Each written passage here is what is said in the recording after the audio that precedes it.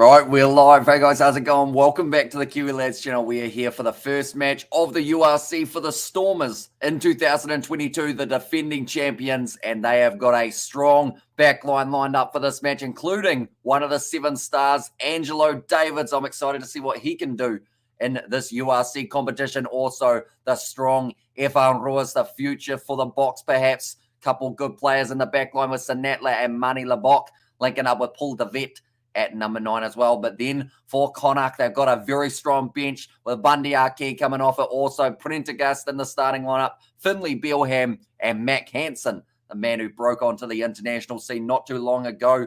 And then from there was able to find himself some relative success. But this game not too far away from getting underway. It will be in a stadium which originally wasn't going to be the stadium. I've got Cape Town Stadium behind me, though. That is not where this game is being played. Instead, was actually changed, initially going to overlap with the matchup taking place between the Springboks and the Pumas, so they had to rearrange it a little bit, and they have done just that. Hello, says Iris. Welcome in, mate. Hope you're doing well, and good morning. I had a nap before, says Novmum, so I hope you are also wide awake at this stage. Novmum, a big match of the Rugby Championship coming up later on in the day, but first of all, we have got URC action here. We have got Stormers should win, says Gregor Galway. Yeah, their first game since coming back from being a defending champion. Now, the big thing here for the Stormers is they've got all of the skill in the starting lineup. Connacht, they've decided to be a bit more strategic with who they put in that starting lineup. They know that this is a marathon, not a sprint. They have to pace themselves because they have got back-to-back games in South Africa. We have got Totally Lemon has set high an afternoon from Dublin, says James Cody. Hope you are also doing very well, mate. But do let me know your score predictions in the chat, ladies and gentlemen, for this matchup between Stormers and Connacht, and also who you think will be the first try scorer. I think it's actually going to be one of the halfbacks, whether it's Paul de Vet or Kalen Blade. I think it's going to be one of those two to get themselves over the try line first. But kickoff just about to take place. It is going to be Nyeki in charge of this one. A couple South African assistants for the contest as well. Right, I'm excited. This is going to be a great match. The Stormers, the defending champs, like I mentioned, and now that these guys are back out there for the 2022 season, they've got a lot of class. Like I mentioned, that backline, you've got Mani Labok and also Paul de Vet as the halves. Then you've got Ciabello Sanatla, Dan Duplessis, Hudsonberg. It's going to be his first game in the Stormers colours. Angelo Davids, the flying winger, like I mentioned, from the Sevens. And then Clayton Blomakis to close out that backline. But the Stormers, they will be receiving this kickoff from Connacht. We are underway for another match of the URC for 2022. Nicely taken straight away.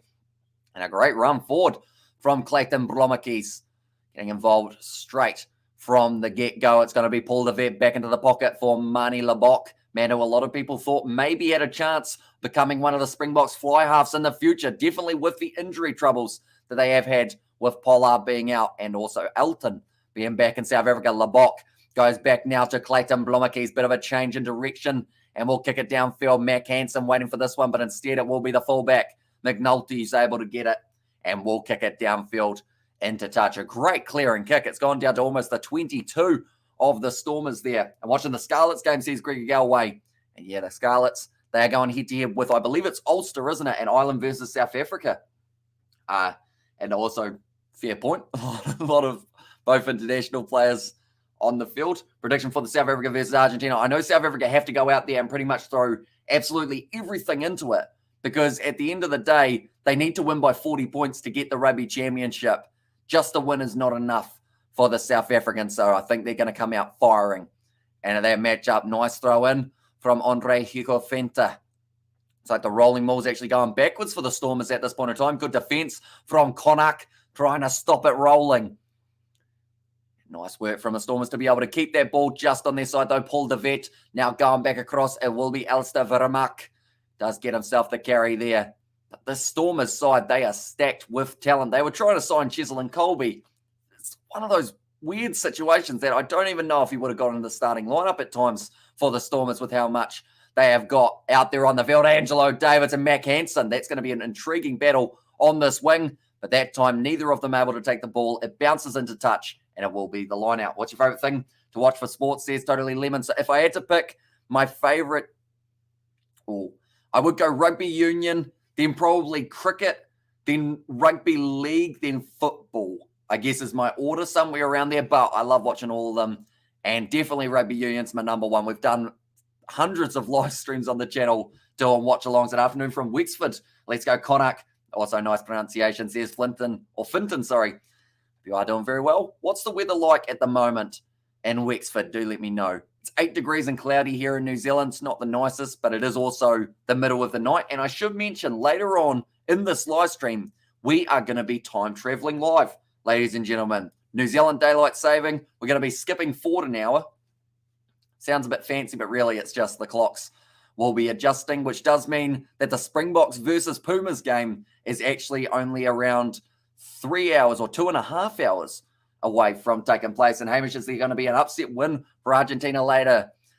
The thing is, with the fact that the Springboks need so many points, they're going to go out firing. The difference between the way that they normally play and how they'll play in this game is there should be a lot more attack, which does open up the counter-attack for Argentina. If the Springboks are going too aggressive, Argentina may be able to find those gaps in the back line and possibly find some space in behind. So Argentina, if they had a chance of winning that first game up against the Springboks, they've certainly got a chance of winning this game as well. Dan du Plessis, nice run forward, but a great tackle made by Byron Ralston in the midfield. Now Evan Ruas, the big man, the player of the year for the Stormers, bumping off one. He's going for the corner.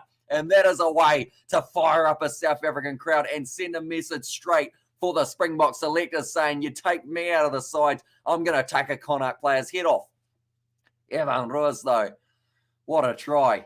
Defenders beaten, powerful, precision, and a danger for this URC competition. Yeah, the Players' Player of the Year last year for the Stormers. I didn't expect him to break through so many tackles. I was giving him a nice little, I guess, intro. But then he just went out there, breaking through tackles, got straight over the top of Mac Hansen. And then from there, too much pace for Connacht to be able to stop. And nice, it's a bright day in Chile, 14 degrees. Seen much hurling. Now that's a sport. I haven't seen much hurling. I have seen some curling, but not hurling. It might be an interesting sport. I wonder if it's actually shown in New Zealand. So what's involved in hurling? Is it kind of, I remember someone mentioned it before. It's a mix of two sports, isn't it? And Evan Ruas is a beast. He is. And he's just proven it once again, running over the top of Mac Hansen, who's not exactly the biggest player in the world, but it's still extremely impressive the way he was able to go straight over the top of him. Mani Labok going to be lining up this kick now. And Yo says, Ollie's Daily YT, welcome in, mate. Hope you're doing very well. Hope you're excited for the Springboks versus Argentina. Like I mentioned, only about 2 hours and 20 minutes away from kicking off. It's the best thing about doing the URC. You know exactly when that next game's going to be starting. We're going to be live on the channel, doing a build-up for that game also. But Mani Labok, this is going to be a tough kick. Sitting probably about 34 out on the angle. Mani Labok, he's a classy individual when it comes to the tee. Oh, he's managed that one beautifully. It's going to go straight down the middle of the pegs, and that will make the score 7-0 in favour of the Stormers. A dream start to the match for them. Mani Labok doesn't look very happy, but I'm sure he's smiling on the inside. Definitely when watching that replay of Evan Ruas just running down the wing, and they play at South Africa's top university rugby grounds. Matties says CP, and also looking forward. Must be quite late for you, says Ollie's Daily YT. So that game will be kicking off at 3:05 a.m. New Zealand time, but actually 4:05 due to daylight saving. So as I like to call it, a nice, pleasant afternoon. For myself, I'm on the weirdest time zone. This week's probably been one of the hardest weeks in terms of balancing YouTube and also working, just because I've been getting up early in the morning. I don't think I've ever had a week that I've been doing YouTube that I've had so little sleep, but we're doing all right.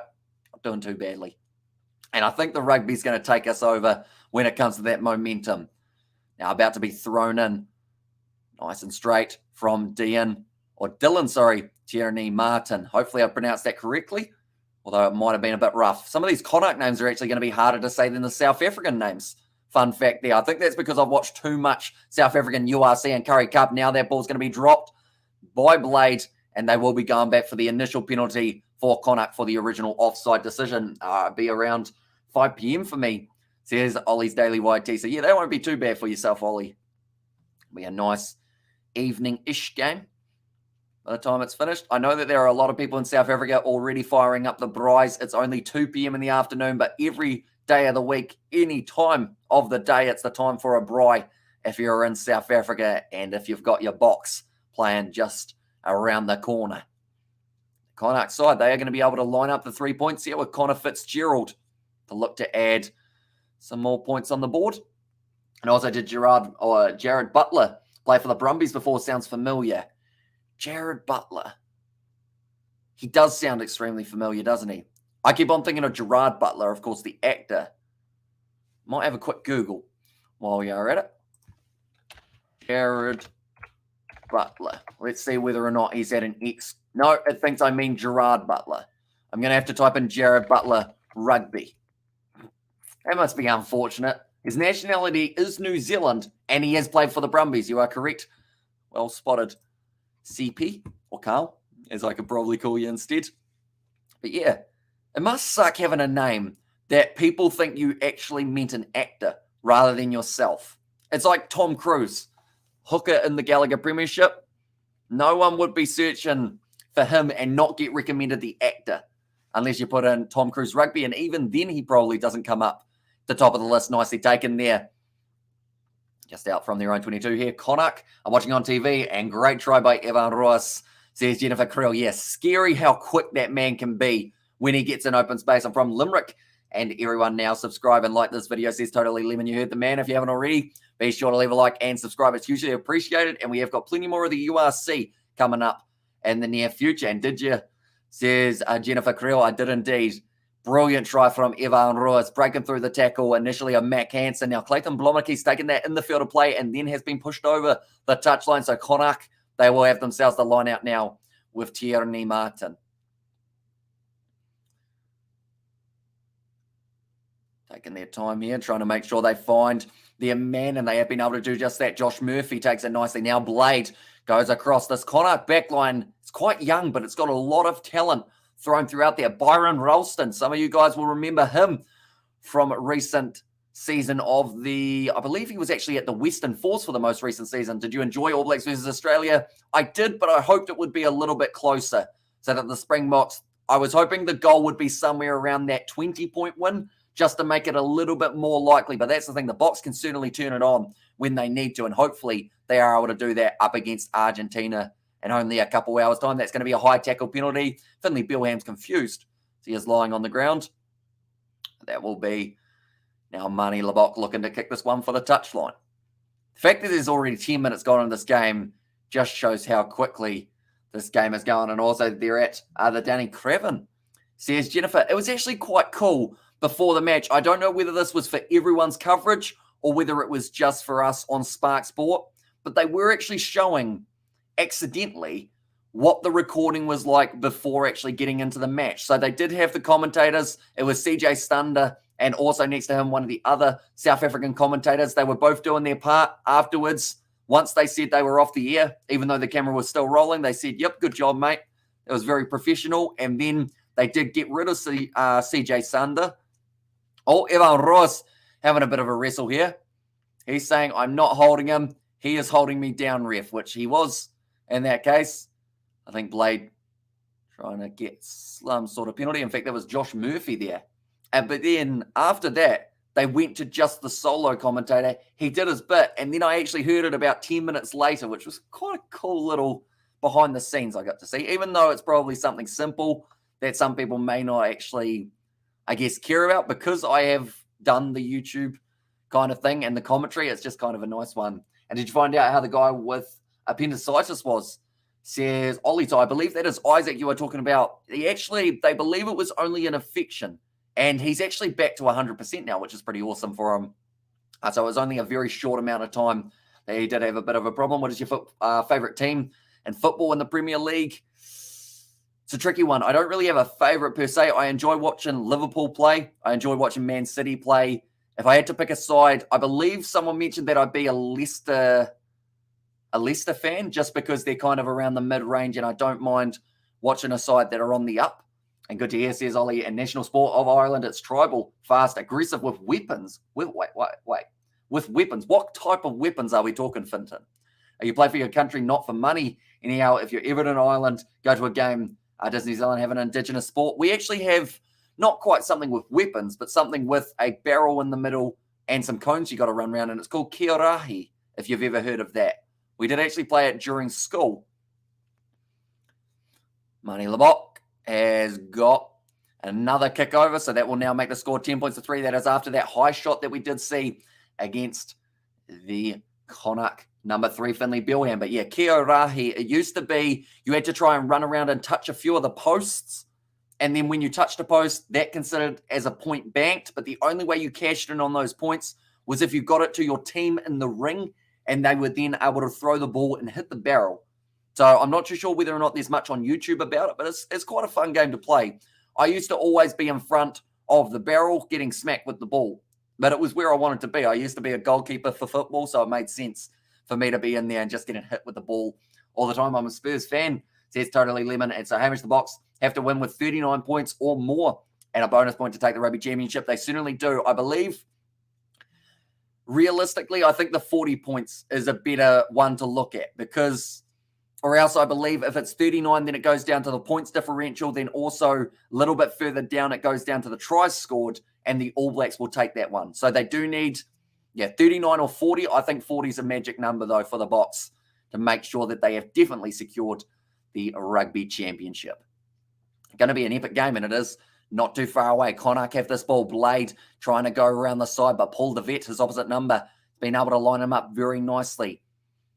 Now the pass across, not the best pass I've ever seen from a loose head prop. That was Dennis Buckley. Got that slightly wrong, but I believe he was told that a player was about to run forward, and then he didn't. So that made it very tricky to line up the pass. Blade puts it back into the pocket, and now it's up high from Connor Fitzgerald. Taken by Angelo Davids. Now, that man was a menace in the LA Sevens a couple weeks ago. He was everywhere. He didn't quite have the Sevens World Cup that he would have been after, but the same can be said about South Africa in general in that example. Ireland, though, they had a very good Sevens World Cup. In fact, I'm just looking through their team to see if they've got any of the players. I know that they had Harry McNulty. I don't know whether or not he's any relation to Oren McNulty. That's going to be a 50-22 for the Stormers, though, from Mani Labok, getting the angle right and being precise. And the execution, just getting that one to swing away. Tried his best to stop it, but Oren McNulty not able to get that one in that case. But yeah, does anyone know if Oren McNulty and Harry McNulty are of any relation? 15 minutes into the game, the Stormers currently with a 10-3 lead. They'll be after as many bonus points as they can early on, though, because those finals games that they secured for themselves last year for the URC, they were massive for the Stormers side. Now, nice bit of a play there from Fenta. Breaking forward, Dan Duplessis. Only 10 metres out from the line, but good body position from Connacht. Brilliant work, getting really low, locking himself over the ball. And that time it is Jared Butler who has been able to win the penalty. The man who we mentioned a bit earlier on, ex-Brumbies player, Kiwi at heart, plays for Ireland and the URC, or Connacht to be more specific. Okay, they're going to do a water break. It is 15 minutes in. It must be relatively late. Or not relatively late, sorry, relatively warm at the ground. And Hamish, please tell me, do your mind don't take rest? How you do it when I switch on YouTube. You always are online. It's so insane to see. Says coding there. I guess the best way to do it is as soon as the day is over, I just pretty much go to sleep. Is my best way of doing it. I think because of how much I talk on these live streams, I just physically exhaust myself by the end of the session. Like when I stand in the shower after a 14-hour day of live streaming, I'm like sitting like this. I'm looking like I'm about to fall forward. I have to almost lean on a wall to stop myself or I'm sleeping. But it's good fun. During the week, I catch up on the sleep that I missed. This week's been a bit different because I've been working as well. But it's not too bad. There are worse jobs that you could be doing in the world. I can't wait for the Tigers versus Saints Derby match. 250 games. That's a crazy stat. When is that? Is that actually that happening tonight, Mr. Crazy Cap? And Stormers Yow Lekker Ding from JP. In fact, JP, it's been a little while since I've learned any more Afrikaans. How would you say, I need something good for when I do my Springboks versus Pumas live stream. How would you say, can the Pumas win with a bonus point? That's going to be a very hard sentence, but do let me know, JP, And I'm going to see whether or not I can say it during the Argentina versus South Africa game. Try and impress everyone. Make them think that I've learned some Afrikaans in the off-season. The water break is just about done. 15 minutes through this contest. I should mention there is another couple URC games that are going on at the moment, one of which it is the Bulls. They were going head-to-head up against Edinburgh. So that could be quite a tough contest for both of the teams. We'll just get you the score update for that one. Also, Ospreys, are you sure, says JP? Is that going to be a really hard sentence? What's a shorter sentence? Springboks need to win by 40. Is that an easier? That's not an easier sentence either. I need like a 2-word sentence. Hope you are well. How about hope you are well? That might be a bit easier for my limited Afrikaans knowledge. That's a penalty to Connacht there once again. Blade looked at considering the quick tap. Decides against it. In the end, so the Bulls are winning their game up against Edinburgh 3-0. Ulster are winning up against the Scarlets 21 points to 15. And then a little bit later on in the day, Ospreys will be playing the Lions. That is in 5 hours and 44 minutes time. We were initially going to be covering that game, but by that point, we may have some closed eyes, possibly for ourselves. Nice kick downfield from Connacht. So I used Google Translate. So, kan de Pumas win met bonus put? Is that how you would say it? I was a Han did good. Han did good. Is that how you'd say that, David? Was that anywhere near it? Han did good. Hopefully it's not too bad. Probably about a 6 out of 10, but I'll take it for now. I want to improve it, though, by the time we get to the next one. Connacht up to the 22-metre line now. Past across Blade. Finds Tierney Martin. Here Commanding. Is that correct? John, do let me know. Hopefully it's not too far off. Again, I feel like from doing some of the South African pronunciations, it has helped a bit. Wow, his hands are not really sticking to the ball there, but he's done well to be able to clean it up there. I believe there was John Porsche to just manage to regather. Now pass back across, dangerous. Mac Hansen goes on the outside. It's going to be the big man, Josh Murphy, down the wing. Does receive it, and Byron Ralston now. And that's Klingon, surely, says Fintan O'Mara. Nice run from Finlay Bilham. He will be in the Irish picture, I would think, heading into the November internationals. Kick downfield towards the touchline. Blade will be relatively happy with that kick. Clayton Blommakis does say just outside of the 22. Yes, it is. Connacht. This is going to be a good attacking opportunity. We haven't actually seen too much running from Connacht inside of the Stormers 22. Finlay Bilham actually down. I just mentioned he was going to be in the Irish picture. He cannot get injured now, or else that will jinx it completely for him. But yeah, the Bulls game up against Edinburgh, currently only the 3-0 in favour of the Bulls. Now, this game was initially going to be about a 4:30 p.m. kickoff or 4:30 a.m. kickoff here in New Zealand. But I think they then realised that it did overlap with the Springboks Pumas matchup. So they did have to change it. Oh, the Bulls have just scored themselves a try in their match up against Edinburgh. It was Johan Grobbelaar, so I would assume more than likely a rolling maul try. Post some Bry on the Discord, Hamish. Gonna give it a look, although I'll get hungry looking at it more than likely. I did just have some shoestring fries, so they're not exactly to the same extent as a bro. Oh, that doesn't look too bad, does it? Borrowers on a roll and chops with some steakhouse sauce. Looks like you're eating good at the moment for yourself, Carl. And also, which thick is pig? Tosser decided to leave Hawkshaw and Bundy Aki on the bench, says Sebastian. Yeah, it seems to be the only thing that they mentioned before the match that it could possibly be is because they have got some tough competition heading into South Africa. They've actually got back-to-back headers up against the South African side, so they think they might be easing their team into it because they play the Bulls next week, so they don't want to use all of their talent in one match. I think is the only difference there. But I would have thought the game up against the Stormers, the defending champs, is the one you want to get more minutes under the belt of those experienced guys like Aki and also Hacksaw. Hacksaw, of course, Jim Duggan. Oh, that's the old wrestling, of course. Now the scrum feed going down. Got Brock Harris. He's going to play till he's 50, and no one will tell him otherwise. It's going to be when he wants to retire, he will retire. Until then, too bad if anyone else wants that tight head prop spot.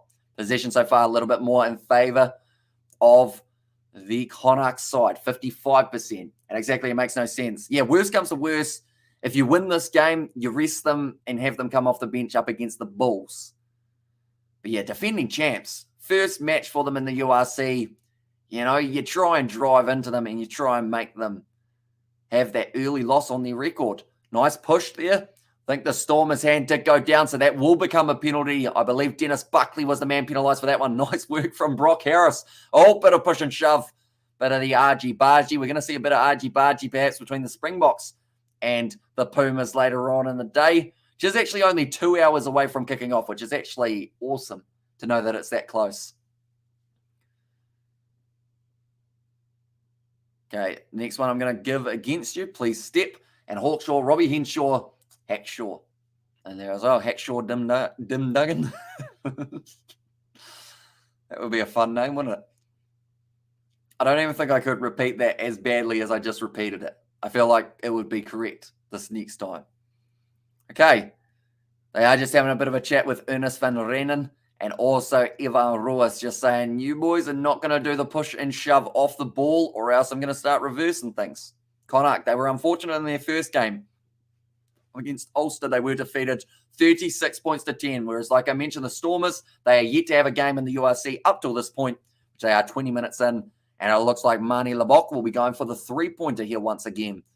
And very good, very close means big shit's going to happen here today. Wait, big shit. Okay, maybe I shouldn't say that on the live stream. I might have a few people who speak Afrikaans a bit angry at me for swearing. 81. What is 81? 81's confused me. 21 minutes through this contest. Just over 81 minutes till we get to see the Springboks in action. First ever Royal Rumble winner. Quite the accolade. Exactly right. And back when it was only 20 men in the Royal Rumble. How far it has come. I still rewatch every once in a while that 2011 one, I believe it was, with the 40 men, just because it's fun. A couple extra people in there. Now lining up this kick. Mani Labok. Taking his time, wants to make sure that he is precise with this kick. Now, oh, it's just away to the right. The rear miss for Mani Labok. And also, we've got the Hamish Stormers are winning for sure. They did come in as favourites for this contest. And yeah, defending champions, they will certainly want to back it up with another victory now. I've heard a few people say that they don't feel the Stormers will win the URC this year. They feel they will get through to a playoff match, but they think another South African team, whether it's the Sharks or the Bulls, might be able to take out the title. But I think there's a pretty good chance that we do see the Stormers right up there this year. They are just a class side. Their backline's deep. Their forward pack's absolutely massive. Good work there from Connor Fitzgerald to clean up that ball for Connacht just outside of the 22 now. Blade goes across, looking to use those big forwards. That time it is Thierry Martin. And also we got there the Kevin Nash returned as Diesel. Also when Booker T returned, it was a good one. Was 2011, says Sebastian there as well. Yeah, those little moments I feel like always make them that little bit better. I used to watch them on YouTube when I was like 8. I used to watch like random low quality replays of Royal Rumbles when it was down in a little tiny pitcher charge down there by the Stormers. But a pressure on Blade here. It's going to be a left boot kick from Ora McNulty. Does manage to find the touchline. That is actually a very good kick with the amount of pressure. 25 metres out now, the Stormers are going to have themselves yet again another line-out throw.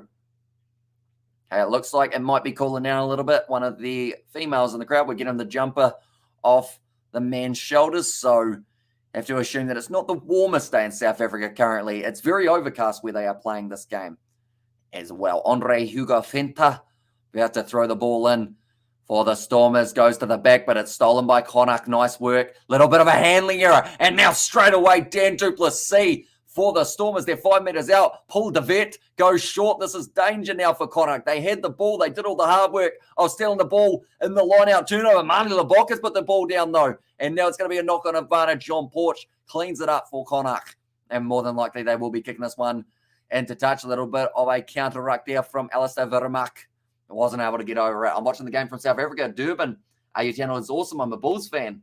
says Cluin. And they are hugely appreciated you being here, mate. We are going to be back for the big match between the Springboks and the Pumas. The Rugby Championship is set up that the Springboks need to win this game by 40 points. Do you think they can do it? Do let me know. I've heard a little bit of a mixed opinion. A lot of people saying that the Springboks have no show, but a lot of other people saying they're the Boks, defending world champions. They're going to have something up their sleeves. And back when I didn't know that wrestling was scripted, I used to wonder why participants don't just slide under the bottom rope and wait outside the ring for the others to eliminate each other. I think, didn't we all think that, you know? I just thought about it. And yeah, pretty much not even hide anywhere near the ring. I was thinking you'd exit under the ropes, go back into the changing rooms, and then just wait. Similar to what we actually saw in I want to say it was about 1996 or so with Stone Cold and Vince McMahon. And 40 points is a tough ask. It is. But the Pumas already in this rugby championship have been beaten by 50, which I think is why I'm still slowly or slightly optimistic for the Springboks. Blomakis. The thing, though, is they're a hard side to stop when they get momentum, the Pumas. And if you give them half a glimmer of hope, they will keep on firing off that little bit of passion that they'll have left in them. It's going to be the penalty from 40 metres out in favour of the Stormers. Mani Labok more than likely will be taking on the 3 here. And they do indeed. So looking at a quick update for the Bulls game, they are winning 10-0. Ulster are winning their game up against the Scarlets 21-5. They are a little bit earlier, or a little bit later, in their game. They have actually reached halftime. We did see a couple conversions from, it was Cooney in the end for the Ulster men. Also Davis scoring for Scarlets. That's Jonathan Davies. And then O'Connor and Moore, the other 2 try scorers, alongside Marcus Rea. Now, Mani Labok, future Bok, we could call him. Mani Le Springbok. Doesn't quite ring yet. I'll get the hang of it by the time he is a Bok. Could be in the future. He could be in that South Africa 15 side. CM Punk is done with wrestling again. Oh, so he's gone from AEW, is he? And yes, the Boks can win the game, but I support the All Blacks, says Cluin there. And hi, Hamish, the All Blacks are going to win the Rugby Championship. They are sitting right at the top of the table currently. But the Boks, I'd love to see them still get a bonus point win over Argentina, just to say that it was all down to points differential rather than a difference in the points. Although some would say it's better to have a difference in the points, or else then people will say that points differential is a stupid way of deciding who wins a competition. That one has gone over from Mani Labok. He certainly got that one right. 27 minutes into the match, and the score now 13-3 in favour of the home side. And so I thought that's why they had 2 to 3 referees outside to confirm he's been eliminated and prevent entrance from doing what I said before, says Sebastian. I feel like I want to go back to I was up to 1995 for Raws. And I was trying to go right through all of them, but it did take up quite a bit of time, as I learned. That was when it was the off season. And that was, I think, December last year. And Tony Khan brought out his contract. We don't want childish behavior in AEW, but we got Maxwell Jacob Freeman, says Carl there as well. Kicked from inside of the 22 for Paul DeVette. Nice bit of distance on that one. Nicely taken there by McNulty, trying to go through, but it's going to be the big man, Junior Poca. Oh, in fact, it was Diamani who did manage to get him there. Finley Bilham. Hopefully he is all right after that injury trouble that he did have a bit earlier on in the game. Now Jared Butler goes to Mac Hansen, ball on the outside. This is looking good. John Porch with a beautiful step. Almost slips over a little bit there. 25 metres out from the line. The advantage goes the way of Connacht. They may consider taking on the 3 points here. Now straight over the ball. Ivan Ruiz tries to get the penalty turnover, but it will be going back for the initial advantage. Where you coffee says running stories. Believe it or not, which I think a lot of people don't believe me. I don't drink coffee and I don't drink tea. In fact, I don't actually drink anything with caffeine in it. And everyone always says you're lying because you're up at random hours of the night. But I think I've just really, weirdly enough, just made my body used to it. But yeah, haven't actually ever tasted coffee in my life, fun fact, or tea. Stormers for the win. And then we have got a donation from Finton. Now that is a euro, Finton, or a pound? It looks like an E, so I want to say it's a euro because the pound's got a little bit of the extra something in it. So I believe that it's a euro. So thank you very much, Finton, for your 199 euros? Oh, that's a question. So it's €1 and 99 pence or cents, or 99. What else would it be? P? Is it 99p? I really don't know my exchange too much. And keep up the good work, brother. Have a good one. Says it Finton there. And yeah, I hope you do enjoy the rest of your afternoon. Stormers for the win. Euro, says Finton. And I'm a big Manchester United fan since I was 5 years old. I'm 56 years old. Geez, so you have been with them through thick and thin. Clement, that is very impressive indeed. And we are actually going to be doing a bit of Premier League on the Kiwi Lads Sport channel in the future as well. Sorry, I'm actually busy working. So if someone can teach you Grenade, that would be very funny to hear that randomly when something shocking happens. So what is Grenade? I feel like I'm saying that very wrong. Rolling maul for Connacht. Grenade. They're almost going to be able to cross the line and score here. And the cent and the pence, says Cluin. Yeah, as well. My uncle witnessed Shawn Michaels winning the 1995 Royal Rumble live in the arena. That would have been very awesome. How do you donate? There is a little dollar sign in the bottom corner on the right-hand side of the chat, I believe it is. And yeah, any donations are hugely appreciated. I will say, though, it is completely fine if you guys don't want to donate. It's completely up to you. Oh, Connacht close to the line. Now around the side, Blade tries to drop it down. Oh, that's very close. Still at an advantage. Release Blue as the comment up against the Stormers. They have to be very careful here not to give away a cynical penalty as Connacht are right on the line. I believe it's going to be called as held up. Going back for the penalty. And also, are there any test teams or any test players in the team? So Bundy Aki going to be coming off the bench in this contest. Mac Hansen for Connacht, and then you look through at the Stormers, you've got Evan Ruas. Marnie Labok is an X-Bok, I believe. And also Marvin Ori, another player who was released recently. And also sent you some Springbok Biltong, says it was there from Running Stories. And also Franz Stein is one of those magical players. Earlier I said no. After 2 cups of tea, I'm starting to dream about the miracle for the box, says John Smith. I like it. I like the optimism.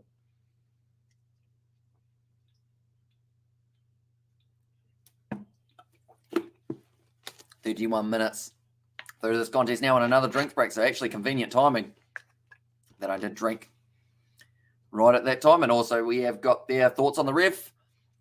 I don't think it's been terrible. I actually, in a weird way, you know how some games you see the ref all the time and then in other games you don't really see him that often? I feel like this is one of those games that I haven't really seen him that much, which is kind of a good thing. He's been quick to blow the whistle at times, but I think a lot of the decisions have been correct.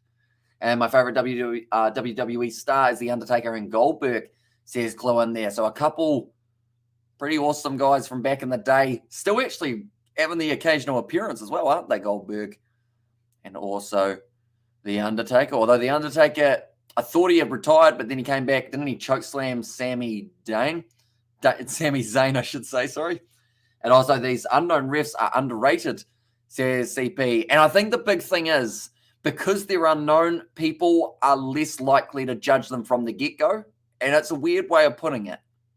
But theoretically, right, let's just say Nick Berry, for instance, the Australian referee. Soon as he's announced as the referee, everyone goes, the referee is going to be absolutely terrible in this game.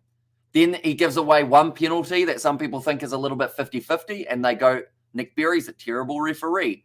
Whereas for these guys that you don't actually really know their name that well, you can't really go, I remember you from past games, so you're a terrible referee. Instead, you go, okay, from what I'm seeing here, he's not doing too badly.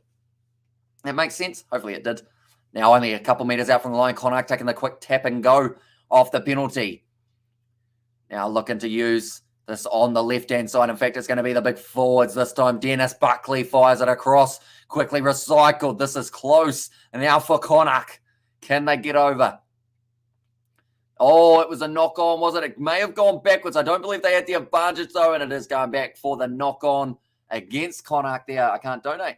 Says Matthew in there. There's no worries at all, mate. It is nice enough having you here. Don't worry about the donation button. And also, Ruas every time, or everyone says he should be in the box now, says Hanoi. And yeah, I think for me, he is replacing Dwayne Vermeulen. Vermeulen is just not quite up to the standard that a lot of people want to see him at.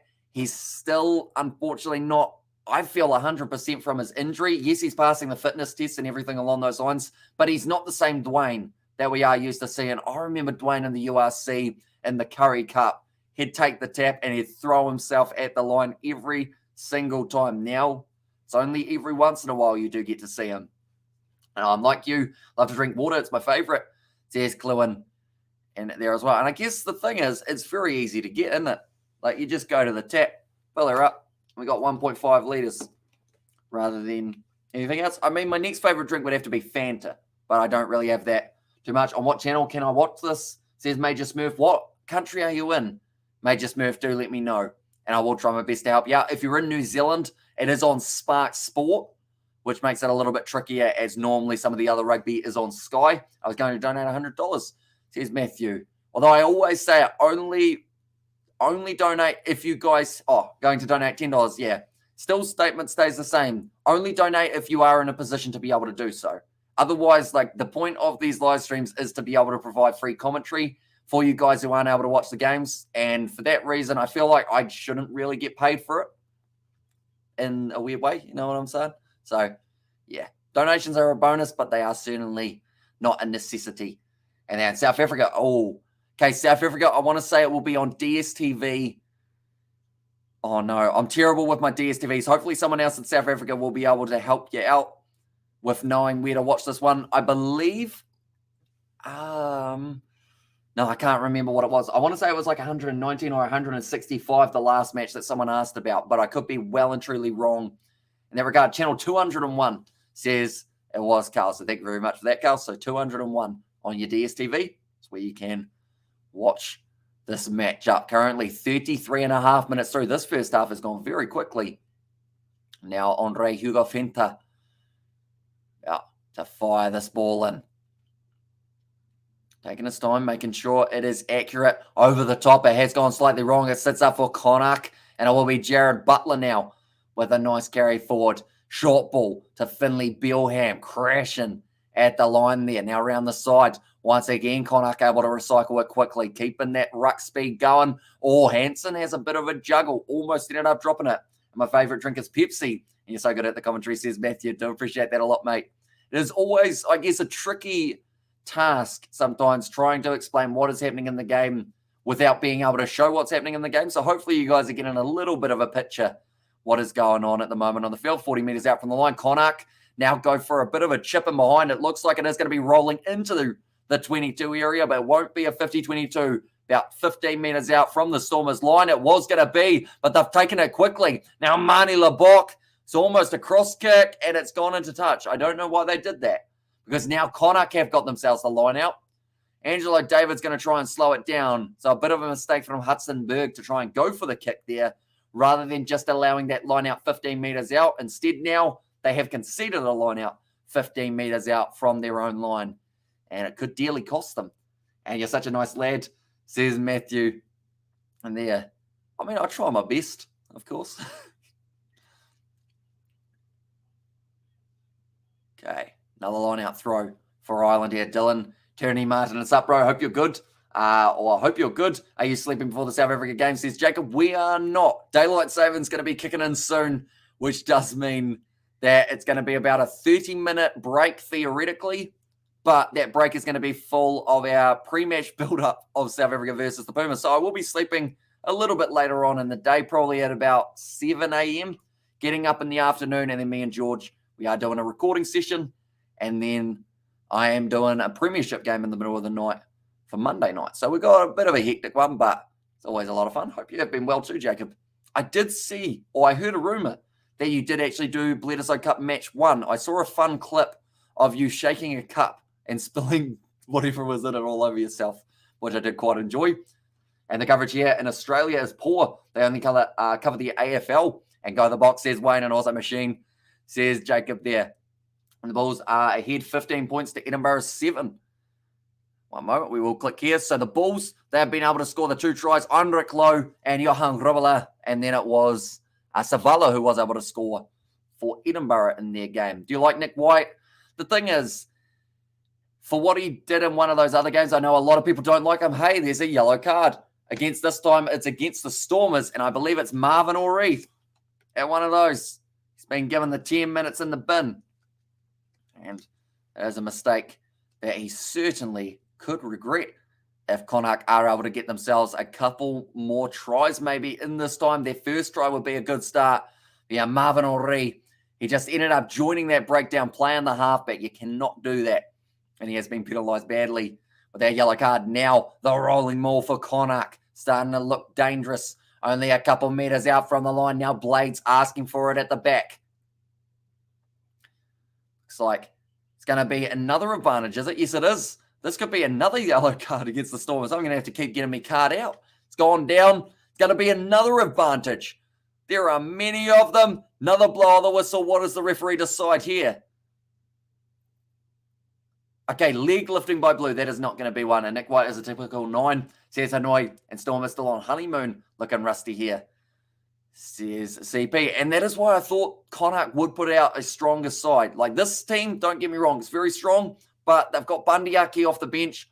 Hawkshaw as well as another player who could have come out there and a real impact. But I guess it's all about easing them back into it and giving those other Connacht players a bit more of the opportunity. But currently the 2 minutes left of that yellow card of the Stormers. 2 minutes left of the first half, about 9 minutes left of that yellow card for the Stormers here.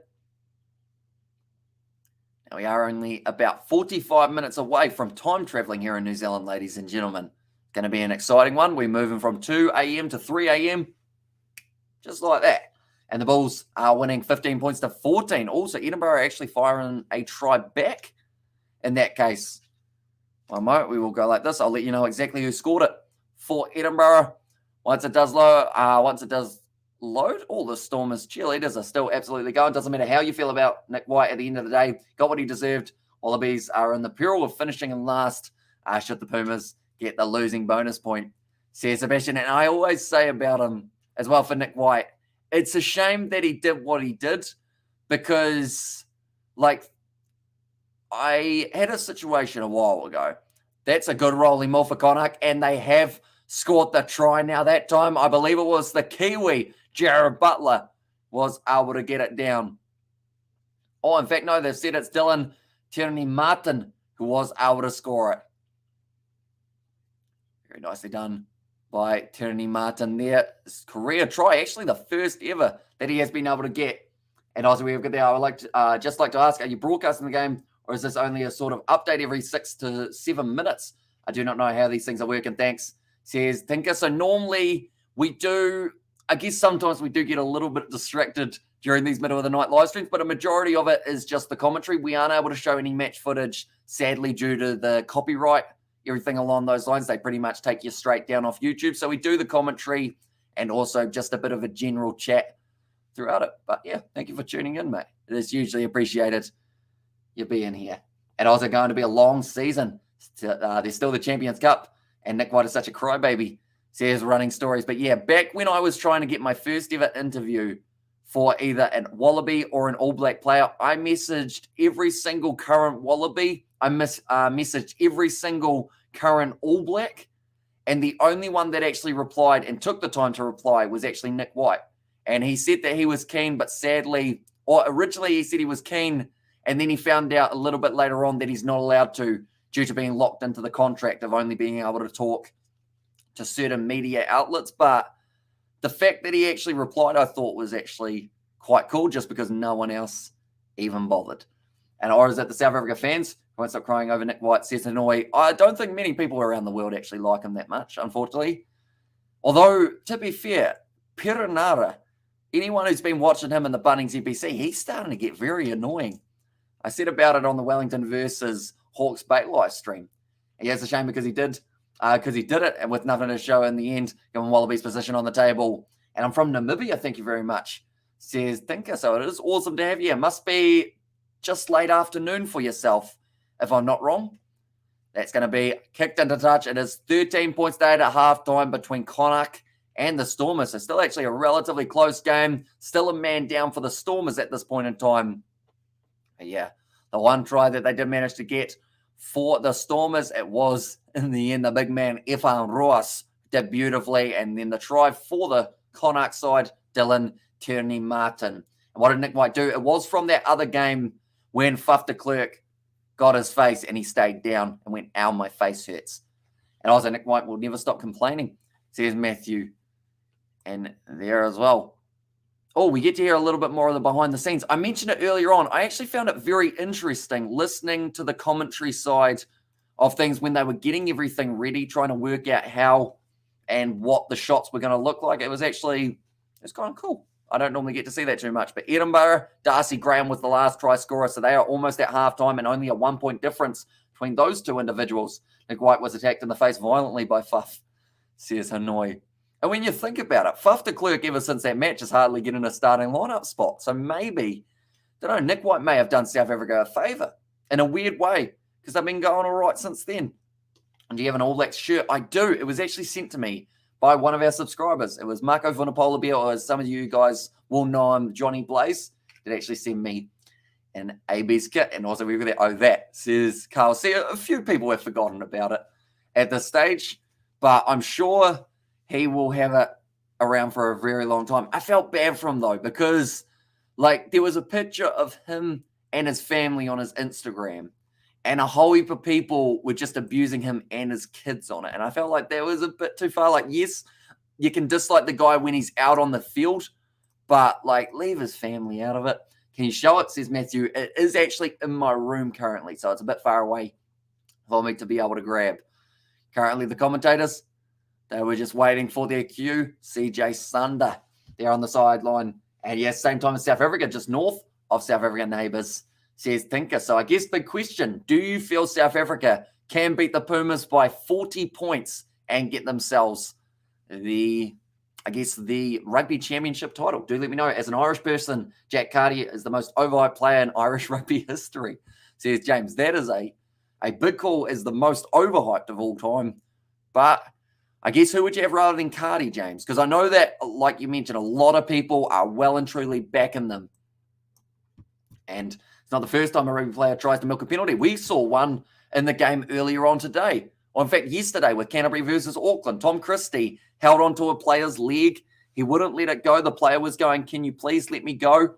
He was going, no. Then he looked at the ref going, this man's holding my leg. Tom Christie still held him for another 5 seconds or so. The player who's being held drops a knee on Tom Christie's head, and he gets the yellow card, and then Tom Christie gets to stay out there on the field. I hope it's not something that becomes a regular occurrence in rugby, how players will try and milk certain penalties. It's been known for a while that halfbacks often will, know the rule book, so that means passing the ball into a player if he's offside just to get that advantage, etc. But if it's more positions after that, I feel like that's one of those ones that I'm not that keen on.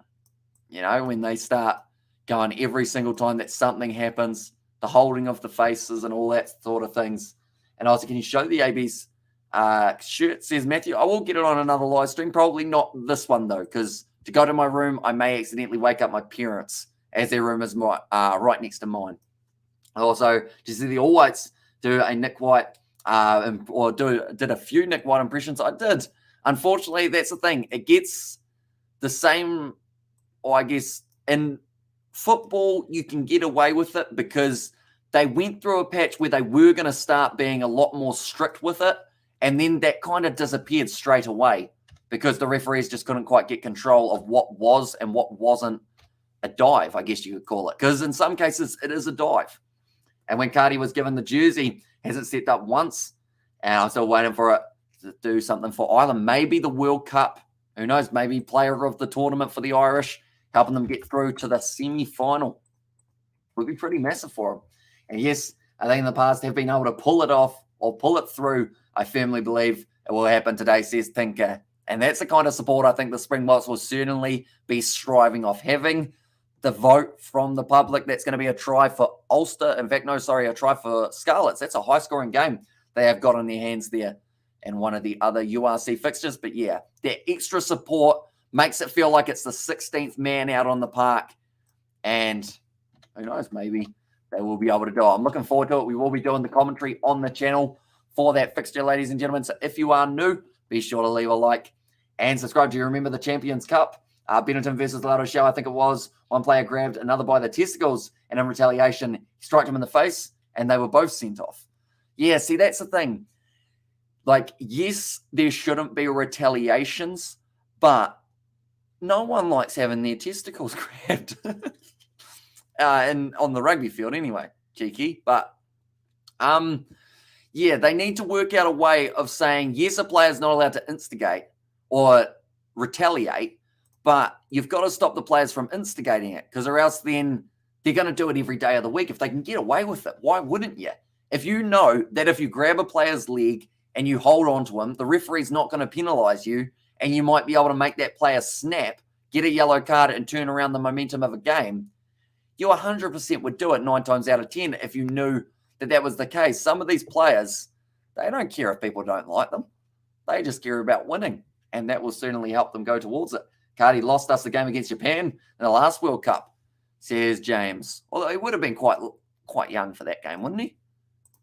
A little while ago, 2019. How old is Jack Cardi currently? If anyone is wondering what I am doing at the moment, I am actually doing the lineup animations for the next matchup that is coming up between South Africa and the Pumas. These games are all very closely squeezed together.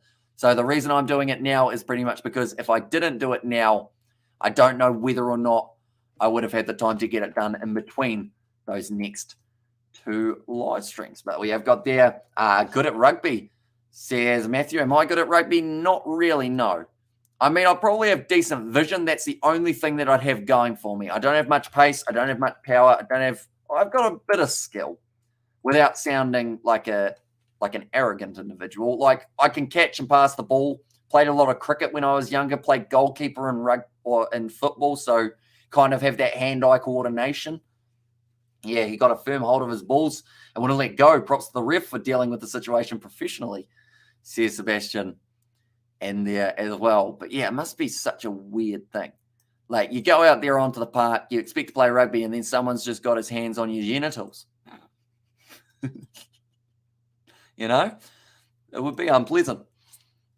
Currently just waiting for the second half to get underway here, ladies and gentlemen. But that next game is going to be coming up. Oh, that's very loud in my eardrums. I don't know what just happened there, but they all of a sudden found the sound bar and they just blasted it in the eardrums. Cardi is good for Connacht, and I rate him there when he plays for Ireland. And as in the high-pressure situation, he's like ice cream on a summer afternoon. Oh, I can't wait for it to be summer here. It's currently 8 degrees. I know that's probably not the part of that you wanted to be taken away from it, but yeah, it's been cold for too long here in New Zealand. Looking forward to a bit more of the warm weather. That's the thing. Some players do struggle with connecting international and non-international rugby. We saw it actually for Richie Mo'unga for a long time, but then he was able to slowly make his way a little bit further up in the rankings, I guess you could say. And yeah, I'm looking forward to seeing what he does in the upcoming games. And also, you could be a good ref. I could be, but I don't think I would want to be.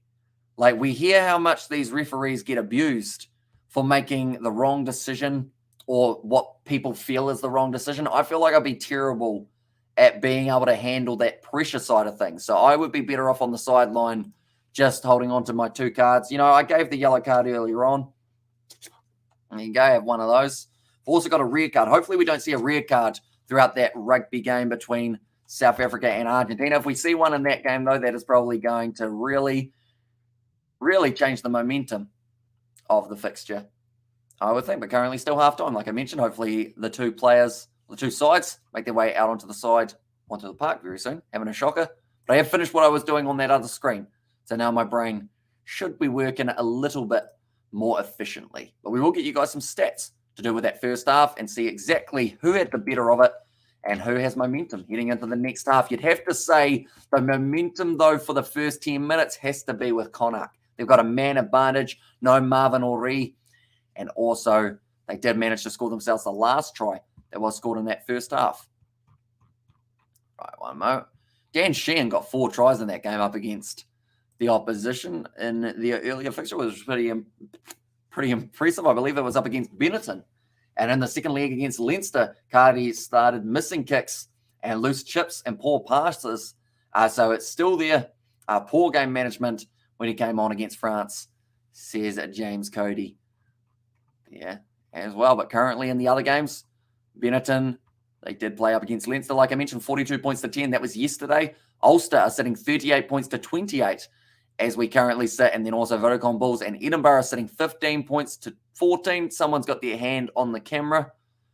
I think they've managed to find where the main cam is, and they've decided to make the absolute most of it. I agree, Cardi is not quite international material. He's a good fly half at club level, but the likes of Sexton, Byrne, and Carberry are head and shoulders above him, says Sebastian there.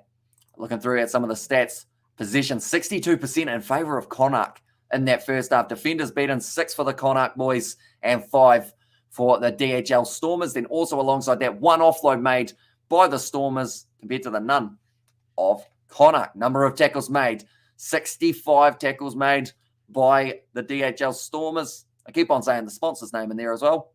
That man's got the Stormers logo on the chest. 67% territory in favour of Connacht. So through these stats, you would have to say Connacht have the advantage. They don't have the advantage on the scoreboard, though. They are still down a little bit. So they'll certainly want to change it around a little bit more in the second half. But we aren't too far away from that second half getting underway. But the penalties conceded, that is a stat that we will certainly be looking at. 9 penalties against the Stormers compared to the 5 of Connacht. And I already trust Frawley start in the final over Cardi, says James Cody there as well. But the two sides making their way back out onto the field. We will have our last bit of a drink before we get back out there.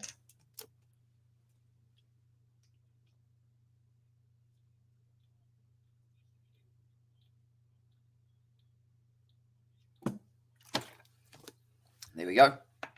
We are now hydrated. Very important.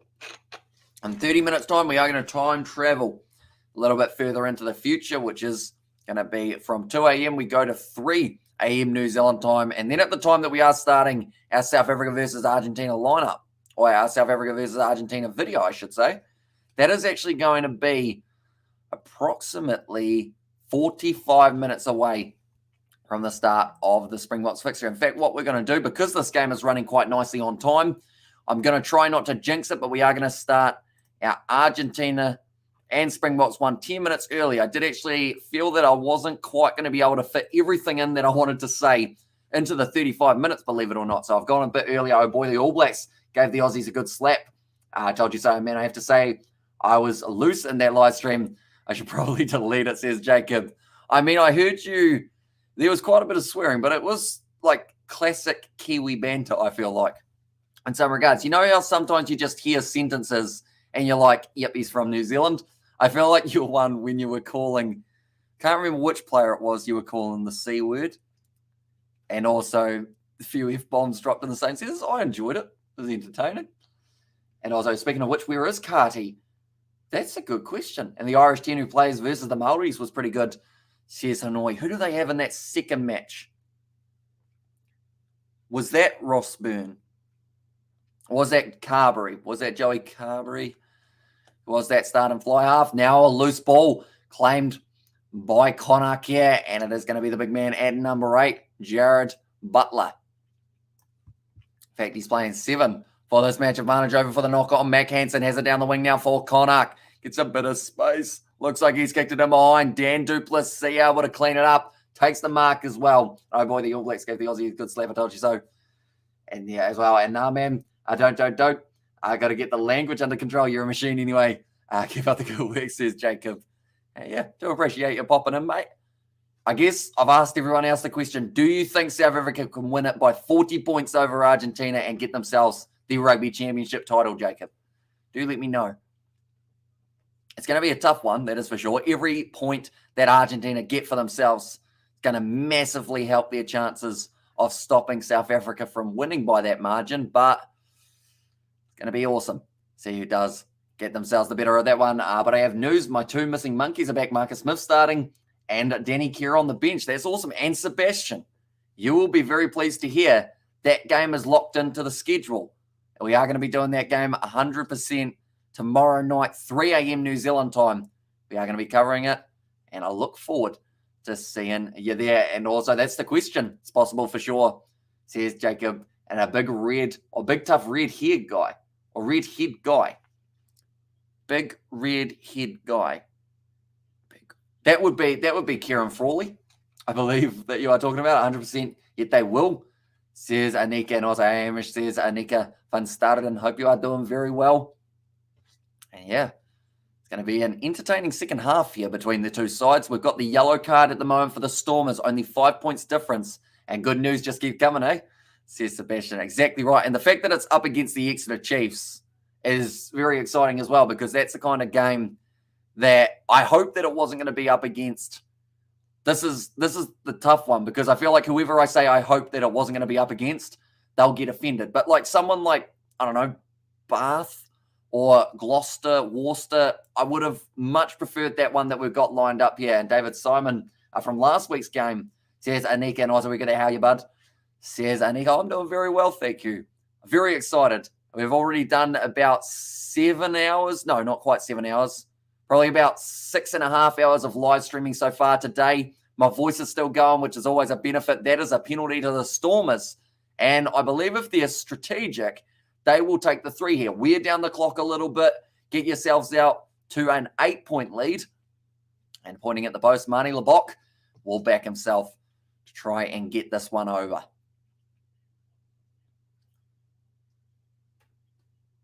45 metres out for Marnie Lebock. The little DHL van has run the tee out onto the field, I want to say. Evan Ruas did run hard at the line. He was tackled by, I believe that was Niall Murray, and then just falling the wrong way didn't mean that the penalty went against the Connacht boys.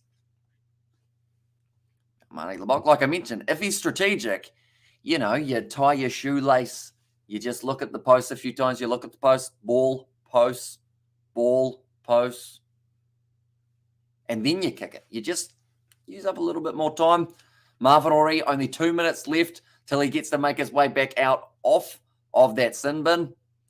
So Lebock will be able to use up an extra 30 seconds or so here. Of course, it can backfire if you then find yourself losing by a margin and don't have enough time to fire back. But the Stormers, at worst, I see them going down by possible maybe 10 in this game. At absolute worst, I don't see it being any more than that throughout the whole contest. But the Stormers, that one's gone over, and it will be 16 points to 8 in favour of the Stormers. If the Springboks want to play and run with the ball, and not just kick the ball all afternoon, they know they might lose the game. He's running stories, and that is the risk. The moment for the Springboks, they know they need a lot of points, but their way of style up against Argentina was effective last week. Man, there's a high-scoring game between Scarlets and Ulster. They have had a total of 79 points in 62 minutes. Defence does not exist in that matchup by the sounds of it. There's going to be an advantage. The referee was considering blowing the penalty, but did see that it was back available for Connacht, so decided to let it play just a little bit longer. Now John Porch, not a lot of space down the wing. A nice step on the inside, breaking through 1 or 2 tackles. In fact, it was Tom Farrell did have that ball there. But yeah, it's that decision-making. How aggressive do you go? Do you go for the corner for the penalties, or do you go early, get some 3-pointers on the board? I feel like the answer has to be that corner, and I want to see them go for the corner, as they will be very effective. Maul the whole game, says CP. I mean, it's an effective tool. I know that some people will say it's not the most entertaining way of playing, going for maul after maul after maul, but with how effective it can be, it could certainly win them this game by a lot. You know, you look at Malcolm Marks off the back, he could score a double or so. With it being in South Africa, I think the crowd will certainly be getting behind them. You can get that advantage, then all of a sudden they go down to 14. The penalty try goes your way, and it just keeps on adding up to more and more pressure on the opposition. Argentina need to make sure their discipline is great, though. Anything less than great is going to equal, more than likely, a big defeat. Oh, okay. Marvin Ori back out onto the field. Connacht took their time taking that line out, and because of it, it actually gave him just enough time to get back out onto the field.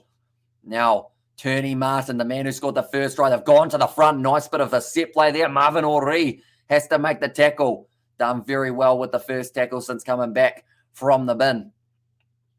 Another carry from, that was Josh Murphy that time. I don't think a South African team would care about how it looks, says James Cody. And that's what I've said in the past as well.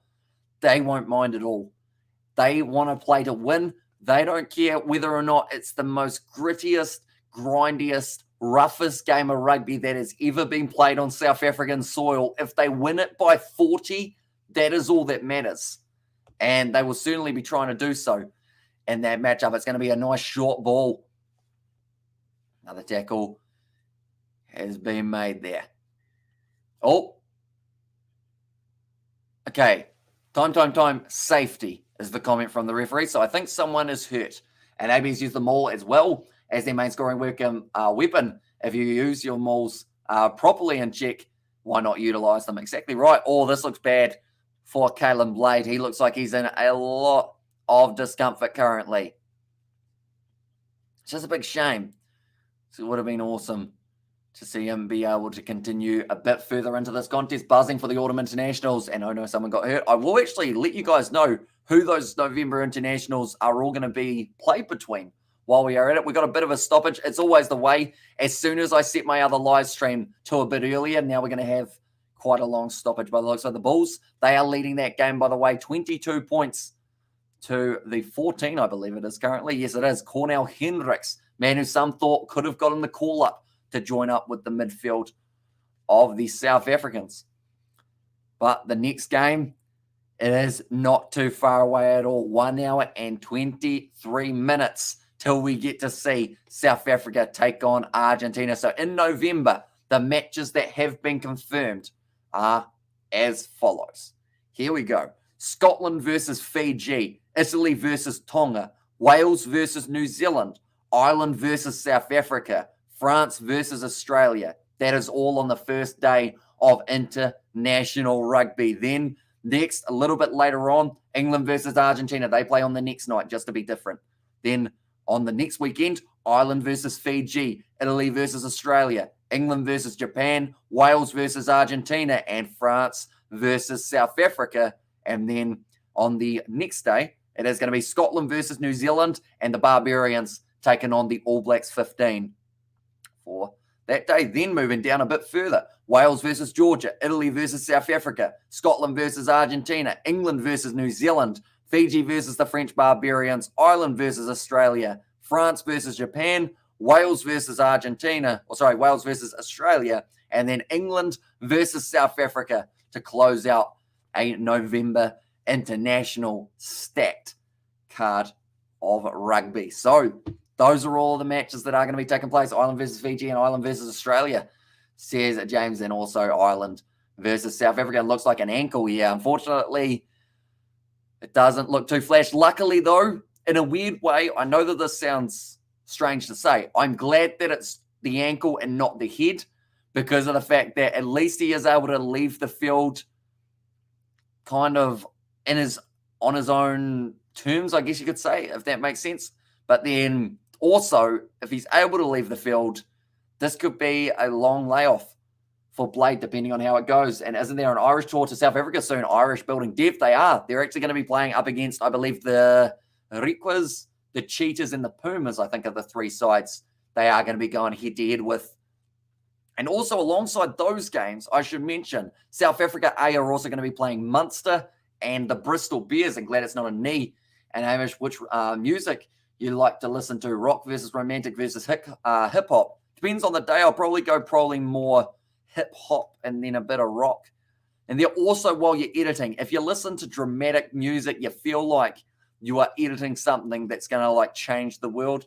But really, it's just like a preview video for a game. So it's a bit of a difference there. But if you've got epic music in your ears, same with when you get on the treadmill. If you go on a treadmill and you're listening to like some absolutely epic beats, it just makes you go that much harder.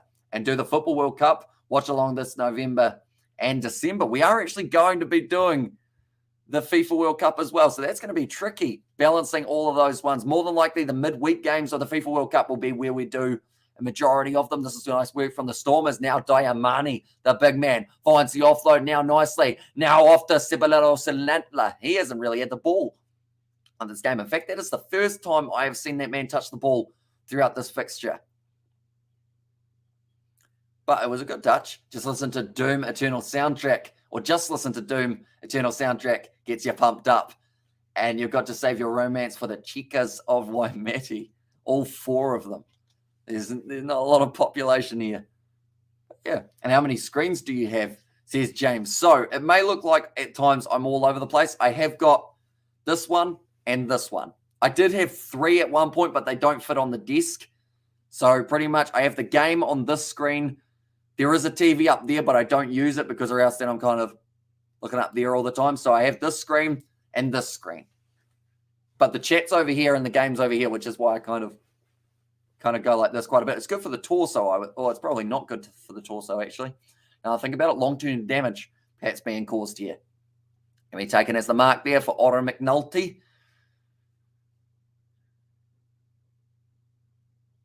Connacht. They'll be hoping to get themselves some points on the board here soon if they have half a chance of winning. They did have that injury. So it did mean that they had to make the replacement. And that replacement was, in the end, it was actually Kieran Marmion. I had to double take there for a second because the Stormers have actually gone with the 6-2 split in this contest. Similar to what we see from the box in their next game. Or Bundy Aki on the field. He looks like he's freshly dyed his hair blonde. He's going on the field for McNulty. So a bit of a reshuffle perhaps. And do you have those chairs that are really good for your back? No, I don't. This is the chair that I'm sitting on currently. Sorry, it's hard to get out of the way enough. Where's my arm? I'll just put it up in the air. So it's not comfy at all. I need to get a new chair at some stage. But I couldn't decide on what type I wanted. So yeah, currently just a really solid wooden chair. But it's good because it keeps me wide awake throughout the live streams. I feel like if I had a country or a comfy chair, I would almost end up falling asleep at times. Definitely for the middle of the night live streams. That's going back for another penalty in favour of the Stormers. It seems like there's just a few too many mistakes coming from both of these sides. And also, apart from Hamish, apart from you, how many more YouTube channels are running of sports from New Zealand? Not a huge amount. I can probably think of about 5 rugby ones, if I'm lucky.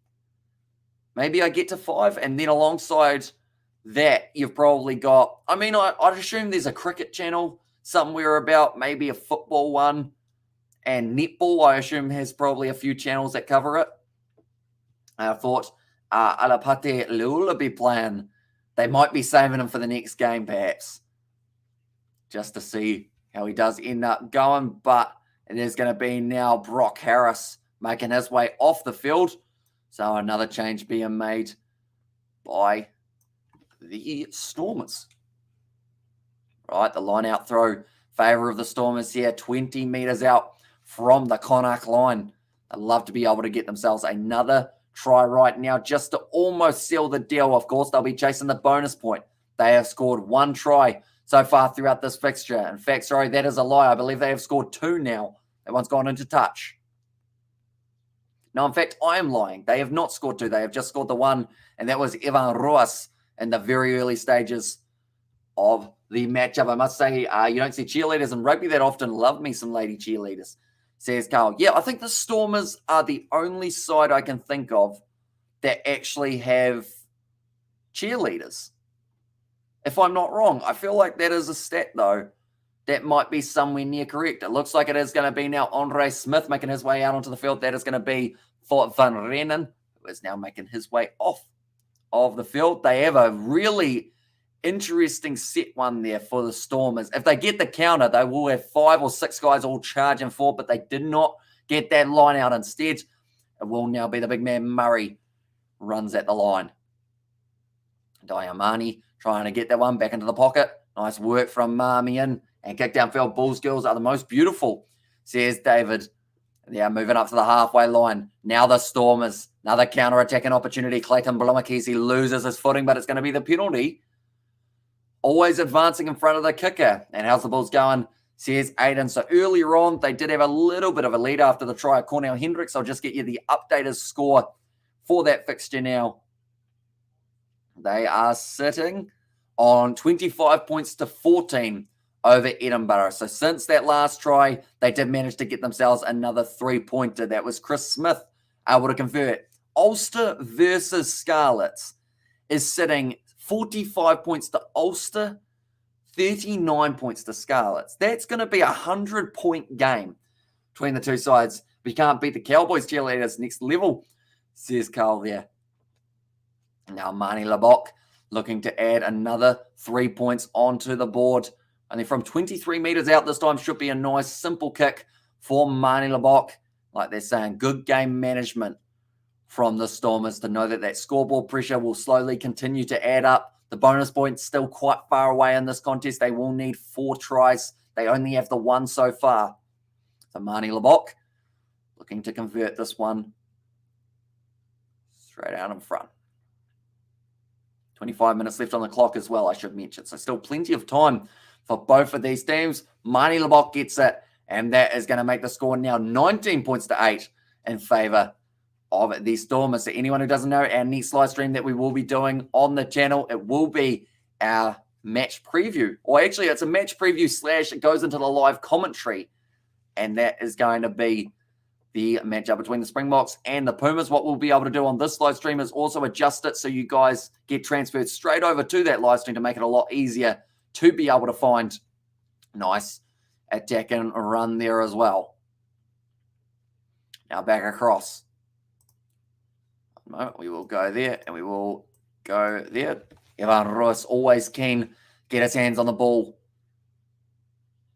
Now 5 back into the pocket. Marnie Labok goes to Clayton Blomaki. Sells a nice dummy. Now turning Bundy Aki inside out. Kicks it downfield. Now Sanatla get on after it. It's going to be Mac Hansen who has to wait for that ball. Now he's going to try and beat him for pace on the outside. But Clayton Blomaki is there to be able to counter. And it's a penalty in favour of Connacht that time. They didn't quite get it right. And the breakdown. And Sharks cheerleaders from the NRL are pretty good. See, Sebastian really hungover from last night. Going to put some pancakes on after the stream. That sounds very nice.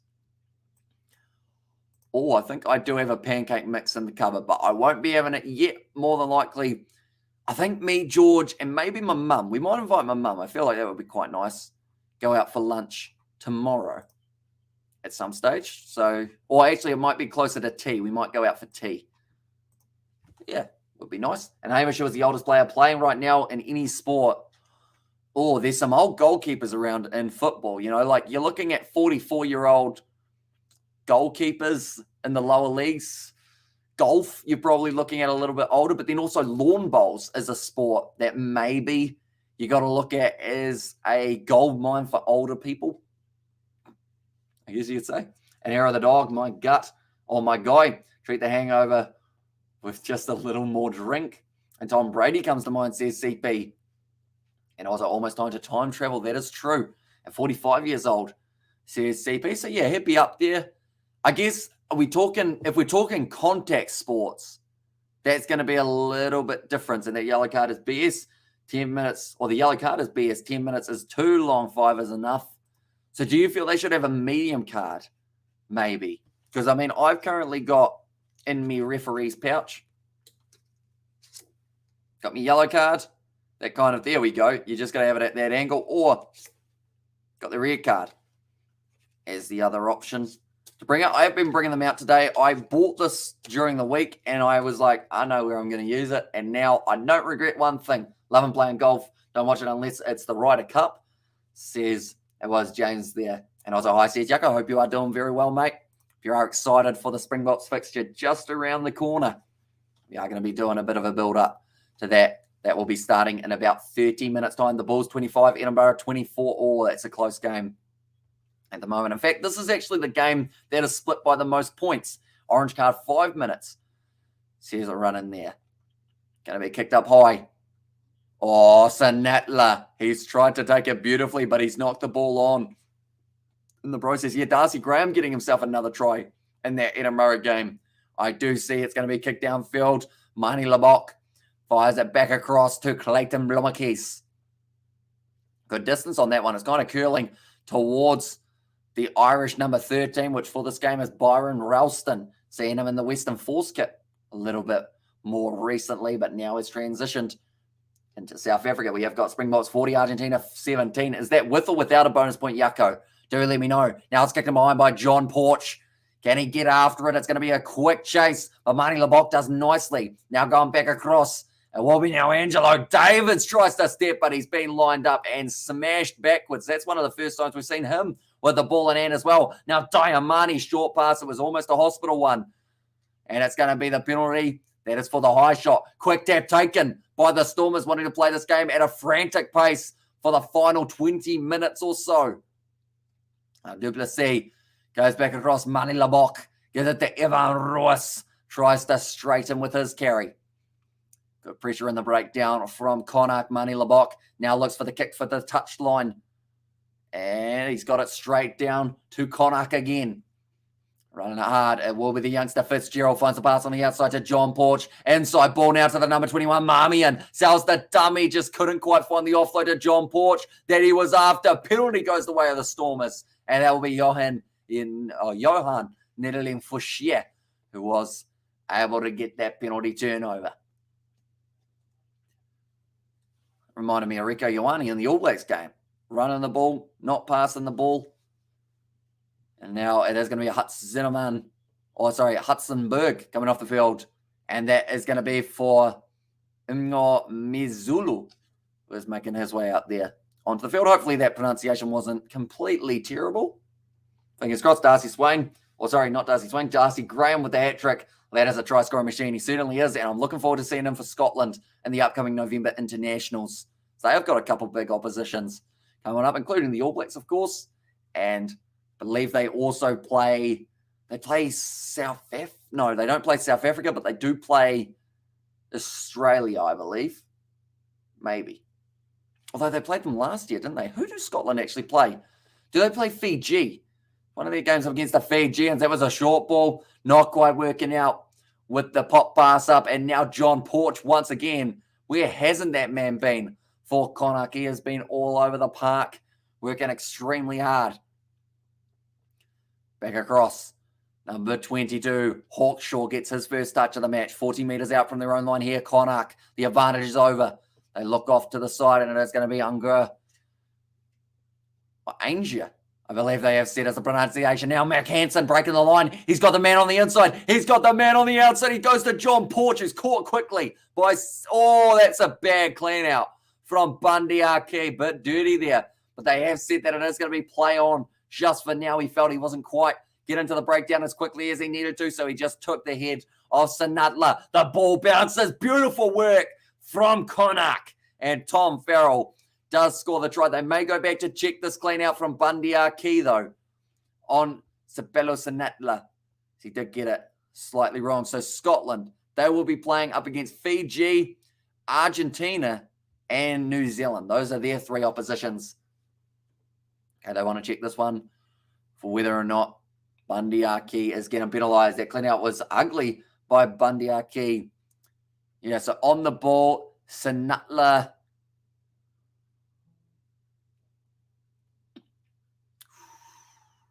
Okay. Contact to the back of the head. And like they're saying, Bundy Aki, he did go quite low, which I think is the one thing that benefits him. And which stadium is your background? They should sponsor you. So this is actually Cape Town Stadium, even though this game is not being played in Cape Town. That shoulder to the back of the head. Unfortunately for Bundy Aki, I think he's going to find himself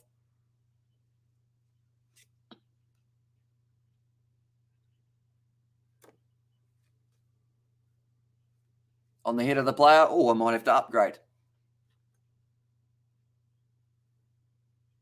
Are we giving one of these? Okay, they want replay at full speed, and Scotland play South Africa, Tonga, and it's Australia. Do they? Okay, mine is very wrong then. Scotland, Tonga. Hang on. Are you looking at Italy, Sebastian? Because I know that they play Australia. Yeah, in fact, I think that's Italy who have got those three teams. And there's contact to the head. I think it's going to be a red card. I'm going to have to upgrade. Tap that one back in. Get a next card. And last year, I see. Oh, sorry. Yeah, they played them. So that makes sense why they aren't playing them again. It's an orange card. We're going to have to get both of them out. There you go. It's the orange card. And past tense. Sorry, I read that badly, didn't I? Right. Full speed. He does make a big hit there. Bundy Aki is one of these two. It's kind of the question of, does he want the red or does he want the yellow?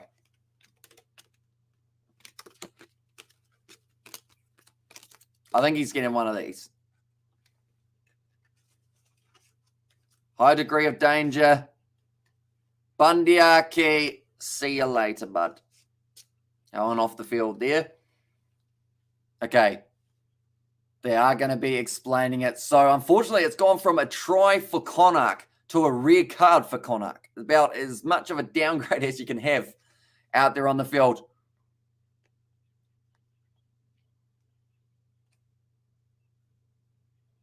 Okay, Bundy Aki is just asking the question, where do you want me to tackle him?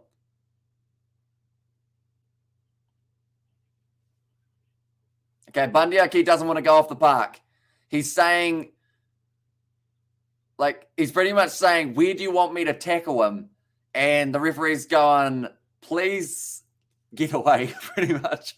And also past tense, what's an orange card? It doesn't exist, but it's Running Story's favorite one at the moment. He does want a combination of the two. And Bundy Aki, get out, says CP. Also, what is dangerous it is a contact sport, says Running Stories. Yeah, I think the fact that he came in from so far out with such speed is what got him in trouble. He's actually talking to the touch judge now, and the coach is now trying to move him over. And now 20 minutes left in the game. Of course, I'm going to have to change the starting time on my Springboks lineup or the Springboks game because they have taken a lot longer in this one. So we will change that to 3:25. There we go.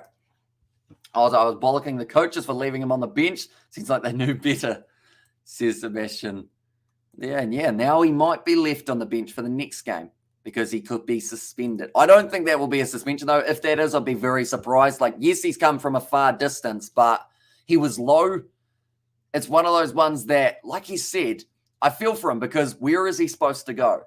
When a player is down off his feet over the front of the breakdown, how do you clean him out without accidentally getting a bit of contact with the head when he is ducked down like that? I can kind of understand why he'd be annoyed. Unfortunately, the law book is the law book, though, and they say that should be, that's a nice one to Angelo Davids. The cross kick now, taking out the feet of Angelo Davids. What a try, says Carl. I have not seen no try yet, but it must be coming up soon. Mani Labok goes to Clayton Blommakis. Now the pass on the outside. Diamani getting involved. Beautiful pass to Sabelos and Nutler. Now another offload. Blommakis with a flick off the pull to Vet, and it will be the try for the number 2. Brilliantly done.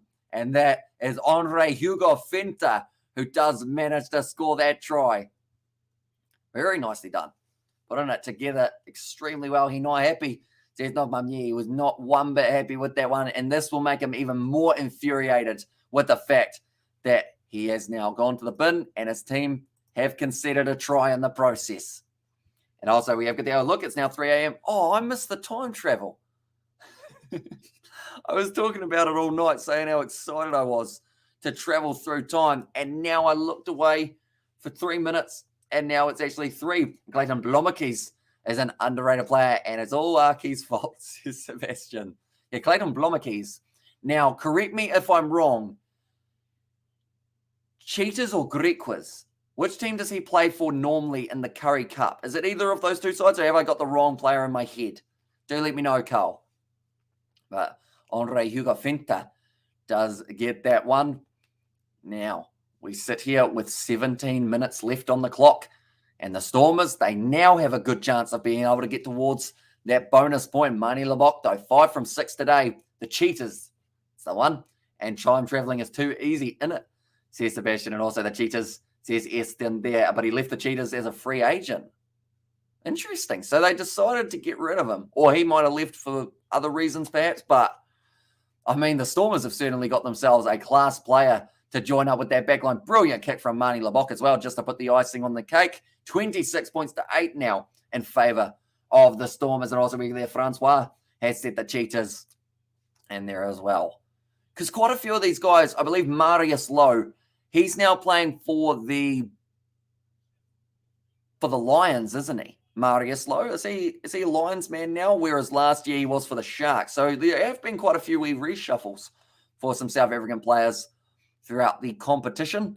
Did also see, I believe it was Sibu Nkosi playing his first game for the Bulls after signing from the Sharks. And also Blomake's played for the Cheetahs.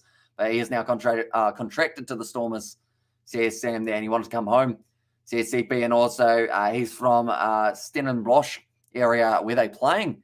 So he will certainly be enjoying this game at the moment with the way that the scoreboard is setting. But another change has been made by Connacht here. Thrown in by Dave Heffernan.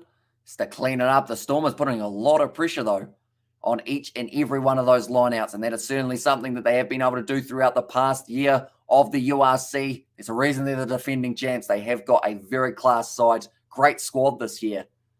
And I think they're going to be able to go far in the competition. But Connacht looking to fire back here. That's going to be Marmion.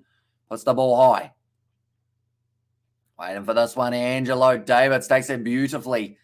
And now, it's interesting. Angelo Davids, I said it throughout the Sevens competition. Sullivan Davids, I think, makes Angelo Davids about 5 to 10 times better.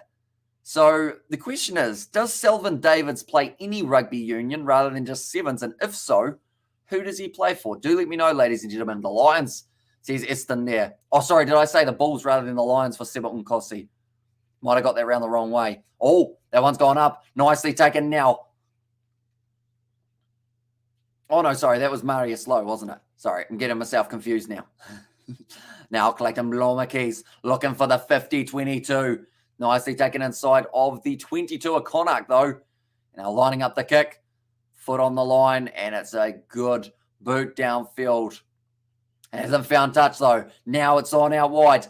Goes to Sinatla. Looks to cut back to the right. 40 metres out from their own line here, the Stormers. Marley Lebok. One more to Clayton Blomakis. Nice step, but runs straight into the big number 19, Dowling. Back into the pocket, Marley Lebok. Now going for another left-footed boot. Nicely taken by Connacht. They want to find themselves, or get themselves, just a little bit further back into this contest. And a try right now might be able to do it. Nice run forward by, it was the youngster, Byron Ralston. Back across. Using those big forwards, quick hands. It was actually Ungia with Peter Dooley in the midfield, which is a weird combination to have. Two props playing almost like two first receivers. Now Angelo Davids tries to get over the ball. He's been able to win the penalty turnover. In fact, no, it's not even a penalty, just a clean turnover. Diamani, Pinsy is back. Is he a sprinter or is he a number 7? Either way, he scored himself the try there, Diamani. Brilliant acceleration. Are the Bulls still winning? We'll have a quick look. The Bulls are. They are sitting 30 points to 24 up over Connacht at this point of the match. So a close game between those two sides. Diamani does score the try. When he accelerates, he certainly does it at pace. Great try for the Stormers. But Angelo Davids did just enough. Put the hands on the ball, flicks it back. And could have been a close one, but Aki not got sent off. Or had Aki not get sent had Aki not got sent off. Such a pity. And water break, smoke break time, says CP in there as well. Tell you what, my sentences are starting to become a lot more struggling, if that is even a sentence. I'm looking forward to the next game. It is just around the corner, ladies and gentlemen. We will be live doing the Springboks versus the Pumas match up. It's going to be entertaining. I'm going to probably have a drink in between this live stream and the next one, refill the drink bottle, and get all ready to go for another awesome matchup. But Marnie Lebok about to line up this kick 68 minutes through.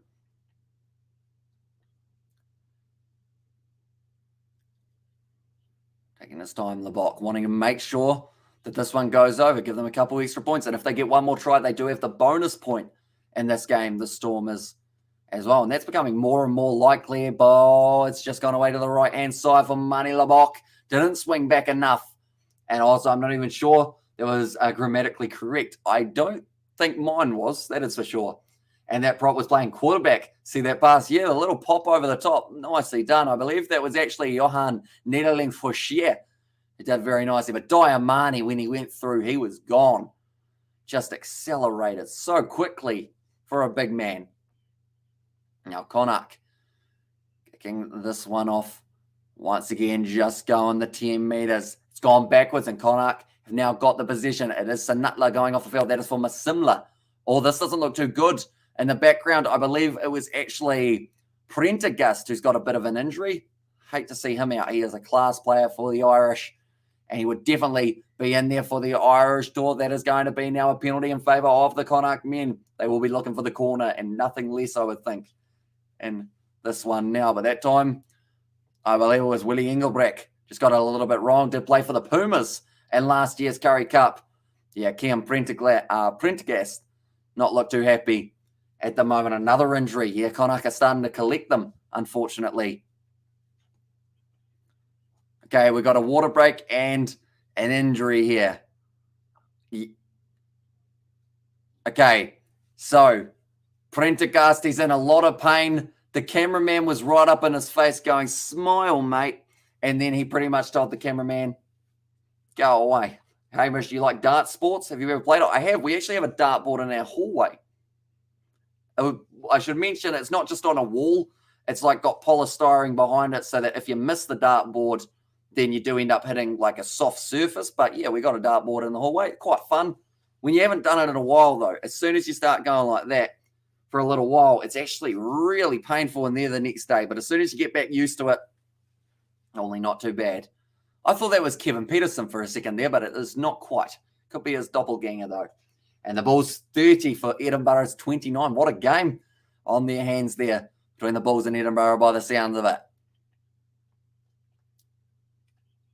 Currently, I should mention there is actually less than 1 hour left until the matchup taking place between the Springboks and the Pumas. It's going to be an epic contest, like I mentioned.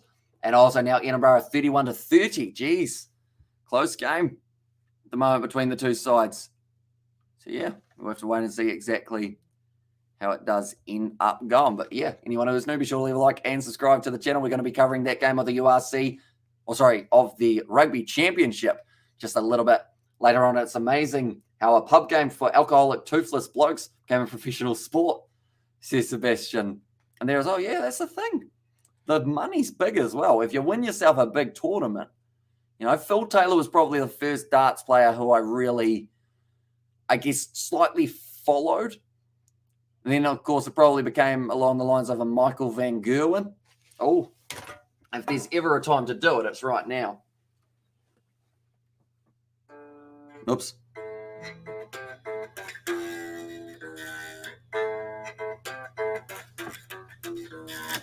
There you go, Michael Van Gerwen. Currently, Connacht just short of the line, looking to get over. That's close. That's very close. Has he got it down? The referee's lying on the ground. He says it's time. Is this going to be another stoppage that then makes me delay my next coverage by a little bit longer? I feel like it's just jinxing me at the moment. Anytime I do try and change it, it gets switched straight back. Okay, they're saying it could be a try. They do want to check this one, though. Like they're saying, good intensity from Connacht. They haven't given up as of yet. Yes, they're down a man, and yes, they're down by quite a lot of points, but they are still absolutely trying their hardest. And Supersport uploaded the replay of New Zealand versus Australia, and that one try was literally an own goal. The TMO was a clown, says JP. So Supersport uploaded that one try. It was literally an own goal. Oh, wait, was that the Marika Korombeti one? No. Do let me know which one you're talking about. Is that on YouTube that they've uploaded like the full match, JP? I'm going to look up Supersport for a second here, because if they did, that is smart marketing. The South African auction was streamed on Supersport. But no, unless I'm on the wrong one. Is there a Supersport rugby perhaps? Okay, the try will stand, and Connacht do get themselves the try. And also, do you think the Springboks will win today? I think they'll win. It's just that question of can they win by 40 to be able to get themselves the bonus point plus the point differential to be able to be number one. The one Whitelock allegedly scored, that was very bad refereeing, says JP. Yeah, that one was weird, wasn't it? Because Angus Bell, he got his hand on the ball. Whitelock's arm was at the weirdest angle I think I've ever seen his arm. And octopused it around the side. Octopus is probably a weird word. That lady's done the splits. If I tried to do that, I'd blow both of my hammies, probably do a groin, and also tear a testicle in the process. That's why I don't do the splits. Just saying. And now it's going to be Mani Labok kicking off this one. Score currently sitting with a 16-point difference, 31 points to the Stormers and 15 for Connacht with just the 9 minutes left on the clock here. Byron Ralston tries to find touch. Didn't manage to do so. Now Mani Labok looking for the high kick up high. It's normally what happens with the high kick. Mac Hansen tries to line it up. It's gone backwards and jumped on by, I believe, it was the tight head prop replacement. Now Connacht got a little bit more position. They can still go after the bonus point here. They need a couple more tries in the process, though. And he octopus out of that. Sebastian. Now kicked him behind from Byron Ralston. A bit of a dangerous challenge. And Connacht are going to be able to get themselves the penalty that time. It is going to be against, I believe that's Godlin Masimla who's been penalised for that one. And now Connacht will be able to kick this ball to touch once again. Someone's very happy in the background, unless it was a siren. Not too sure which one it was. It's either someone screaming or a siren. He's kicked him behind, but Masimla. Yeah, so they've said he was penalised for not going for the ball and instead almost going for the man. Edinburgh are on fire at the moment, says Connor Cahill. So yeah, it seems like there's a few very close games of the URC opening up. We did see Zebra versus the Sharks, and their game went down to the wire, but the Sharks just able to get themselves a victory. Some very high-scoring contests, which are always extremely entertaining. Oh, that's going to be tough on Prendergast's knee after receiving a bit of medical attention. Now out the back line, going to be a pass. Nice from Paul DeVet. Clayton Blommake's cuts back inwards. Now around the side, once again, it looks like it's going to be a knock-on this time, though. No, the Stormers have just been able to hang on. Bloemfontein. Oh, sorry, not Bloemfontein. It was Blommake's. Now ball on the outside, Diamani. The acceleration, the pass. It is going to be knocked on by Angelo Davids, and the scrum feed will go down for Connacht's favour. They just knocked the ball, or knocked the balls into the penalty scrum. Says Connor Gale, and it's on Supersport mainstream, or main challenge. Sorry for the delayed response. I'm still at work. No worries, JP. So it's all good. So it's on the Supersport main. Actually, now that I think about it, is that because I'm in New Zealand? Maybe it's restricted to only being in South Africa that you can actually watch the contest, perhaps. Maybe. That might be the reasoning behind it, but disappointed. The Stormers. Rita wanted that one to be linking up. It looks like we have got...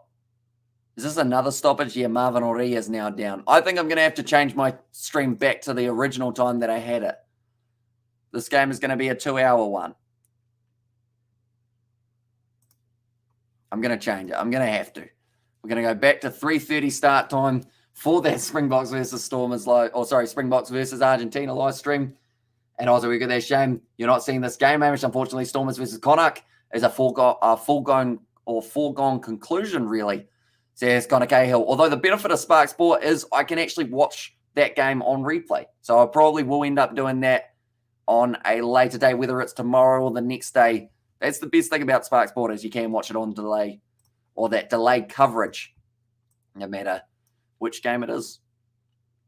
Currently, Connacht, they're looking to try get themselves back into this contest just a little bit more. The Stormers, though, they're chasing the bonus point. They need one try, and they could walk away from this game with a full 5. Connacht, they need a try and something to get themselves back within bonus point contention. Now rolling it forward. Passing off the back. Oh, a little bit of a slip there for the big number 7, the captain of Connacht. Another penalty to Connacht there. Tackled off the ball. And you can. In that case, perhaps I should not spoil the score. The name didn't mean to do that. Says Connor Cahill. No, it's all good. I know it's going to be a close game. And To be honest, by the time we finished the Springboks versus Argentina game, I may have already forgotten what the score was in that one. So it's all good. And yeah, it's coming down to the wire by the sounds of it. That one's not going to find touch. Oh, that was really ugly for Clayton Blommakis. He's actually jumped up on his teammate's back, but he's been able to effectively keep the ball in the field of play. Connacht have got it back, though. And now from 25 metres out from their line, they're going to be firing it back. Mac Hansen went for the chip and chase. They're going back for the original penalty. It wasn't Engelbrecht, the winning Currie Cup captain. He was indeed Willie Engelbrecht playing for the Pumas. And yeah, the Currie Cup, one of the most interesting competitions we did see ever for the Currie Cup, with the fact that it did end up with the Pumas versus Requas as the final playoff game. But Clayton Blommakis, he looks like he's apologising, maybe to his teammate who's back. He did end up jumping on.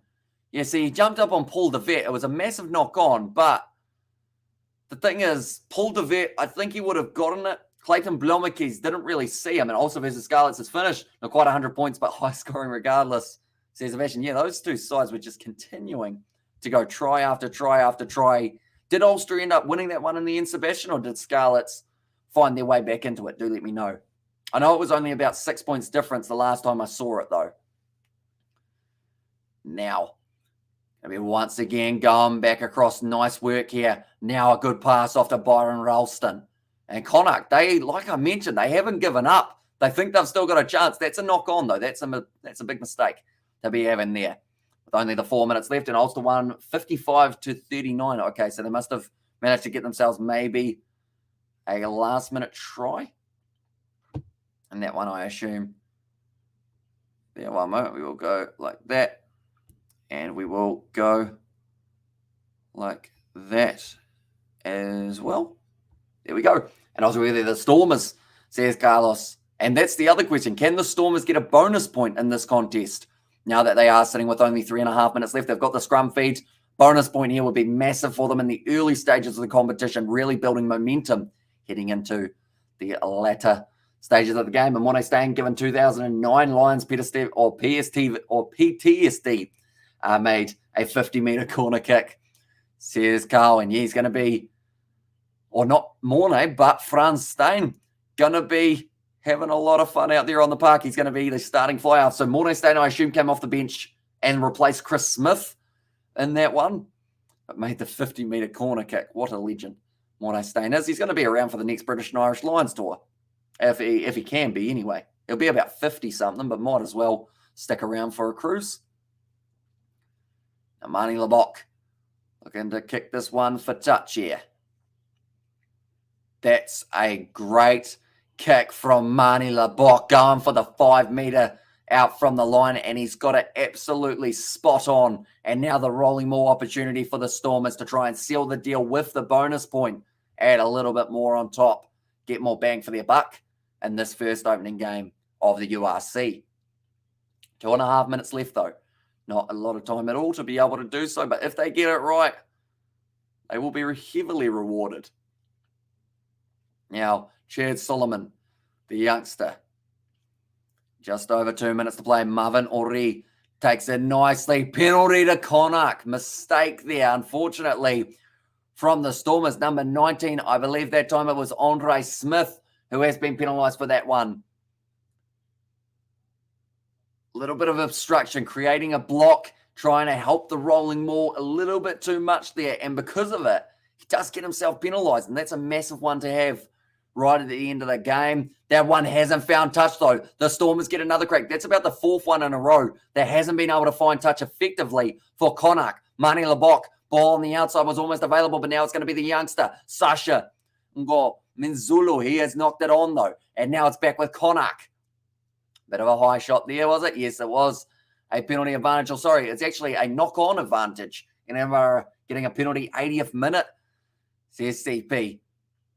Ball is available at the back. Hopefully Munster can recover against the Dragons tomorrow. Last week just wasn't good against Cardiff, says Sebastian there. Now sounds like the full-time siren will only be about a minute away. Connacht still attacking. Big run up the middle. This is a great opportunity now. He just needs to find a teammate. Wasn't able to do so. Nice pass up from, I believe that was John Porch. Now O'Sheen takes the contact. Wide. forward pass. Right. Stormers have one last chance. Due to that forward pass, Prendergast still not looking too happy. His knee is really giving him trouble at the moment. Have you practiced your Goeli Gennady? Goe Gennady? Is that how you'd say it? I kind of sound Spanish when I say that. Gennady. How do you say it in Afrikaans? I got to try and think of it. Jou lekker ding. Goene Gennady. Goene Gennady? Goe Gennady? Something like that? Maybe not. I'm a bit rough around the edges, I'd say, for my Afrikaans. Now, Masimla, about to feed the ball in. Have you had a stroke? Not quite. It's close, though, wasn't it? And I also use Google Translate as the Goe. It's hard to teach in the comments, and someone clipped the CP. Nice push there from the Stormers. They win the penalty, and now they will be able to once again kick it for the corner. And who won between the Bulls and Edinburgh? I believe that game just about coming to a close. It was extremely close the last time I saw it. Edinburgh, they had the penalty kick that almost could have won them the game. I will have a quick look, though, to see exactly what the score is sitting. It looks like Mani Labok, with the angle, wants to go for the corner here. Anyone who's new? Okay, Bulls, 33 points to 31. They currently lead. So extremely close. Well, you butchered that well, says Carl. Yeah, it didn't feel right, did it? Rolling off the tongue. And Ozzy Timo looking for a decision for high tackle from a Bulls player. Says CP there. Okay. 15 meters out. The Stormers have got the rolling maul opportunity once again. So the Bulls lost not at this stage. They are still up 33 points to 31, but they're checking a high shot. So that could change it. And the G is pronounced like you're clearing phlegm out of your throat, like the Scottish. And yeah, says Daryl, nicely taken. It's going to be another advantage to the Stormers. That's going to be wrestled down. Prendergast is on one leg. I have no idea why they have not replaced him with maybe Seamus Hurley-Langton. I believe he was actually playing for one of the New Zealand Bunnings EBC teams. If I'm not wrong, unless I got the wrong guy. Cross kick. It's gone straight to Connacht, and these guys will continue to play a little bit longer. Penalty to Edinburgh, 50 metres centre field, says Carl. This game, it doesn't look like it's going to end. These two sides want to keep on playing and playing some more, which of course we love to see. Other than the build-up that we've got planned for the next game is just around the corner. So I am slightly preparing that one while also on this one, while we wait for Mani Labok to kick the ball into touch. 80th minute, says CP. So that will win them the game, wouldn't it? And the Bulls lose, says Cameron. Jeez, that's a hard way to lose right at the end of the game. Edinburgh. But Darcy Graham, he had a fantastic game, getting himself the 3 tries. Hendricks did pretty well. And also Stravinio Jacobs, Heinrich Lowe, and Johan Robela were the try scorers for the Bulls. So I think both sides actually walk away with a bonus point either way. But, yeah, hard one to lose at the end if they do lose it. Carl has said that they have not quite yet. Now the Stormers, the rolling maul, once again chasing this bonus point to try and get them a bit further in the URC competition after one missed. And there, that's the try, though, for the Stormers. And they secured the bonus point try. And it is the number 20, Marcel Tennyson, who is able to get it. Marnie, can I have your kicking tee? Is a sign in the crowd. Don't know whether or not that kicking team will be going that way. It depends on where he is on the field. Full time, 33 to 31 for the Bulls. So unlucky for Edinburgh to lose at the final moment of that contest. But the Stormers, they get themselves the bonus point right at the end of this one. And now there is still that kick to come from Mani Labok. But I do thank you all very much for tuning into this live stream. If you did enjoy, be sure to leave a like and subscribe. We are only moments away from kicking off our next live stream. That is going to be the Springboks versus the Pumas. It's going to be an entertaining one. And we have got 30 minutes of build-up planned for that matchup as well. But now Mani Labok taking his time, getting ready to kick this one. So I believe as soon as this kick goes over, we will be popping straight over to our next live stream pretty much instantaneously. Now, this live stream, it will take you straight over to that next one. So be sure to tune in for that one. We can discuss this game as well as the build-up for South Africa versus the Pumas. That kick has gone over from Mani Labok. 38 points, 215 in score. But I do thank you all very much for tuning in. If If you did enjoy, be sure to leave a like and subscribe, and I'll see you all in a couple minutes for the next live stream between the Springboks and the Pumas.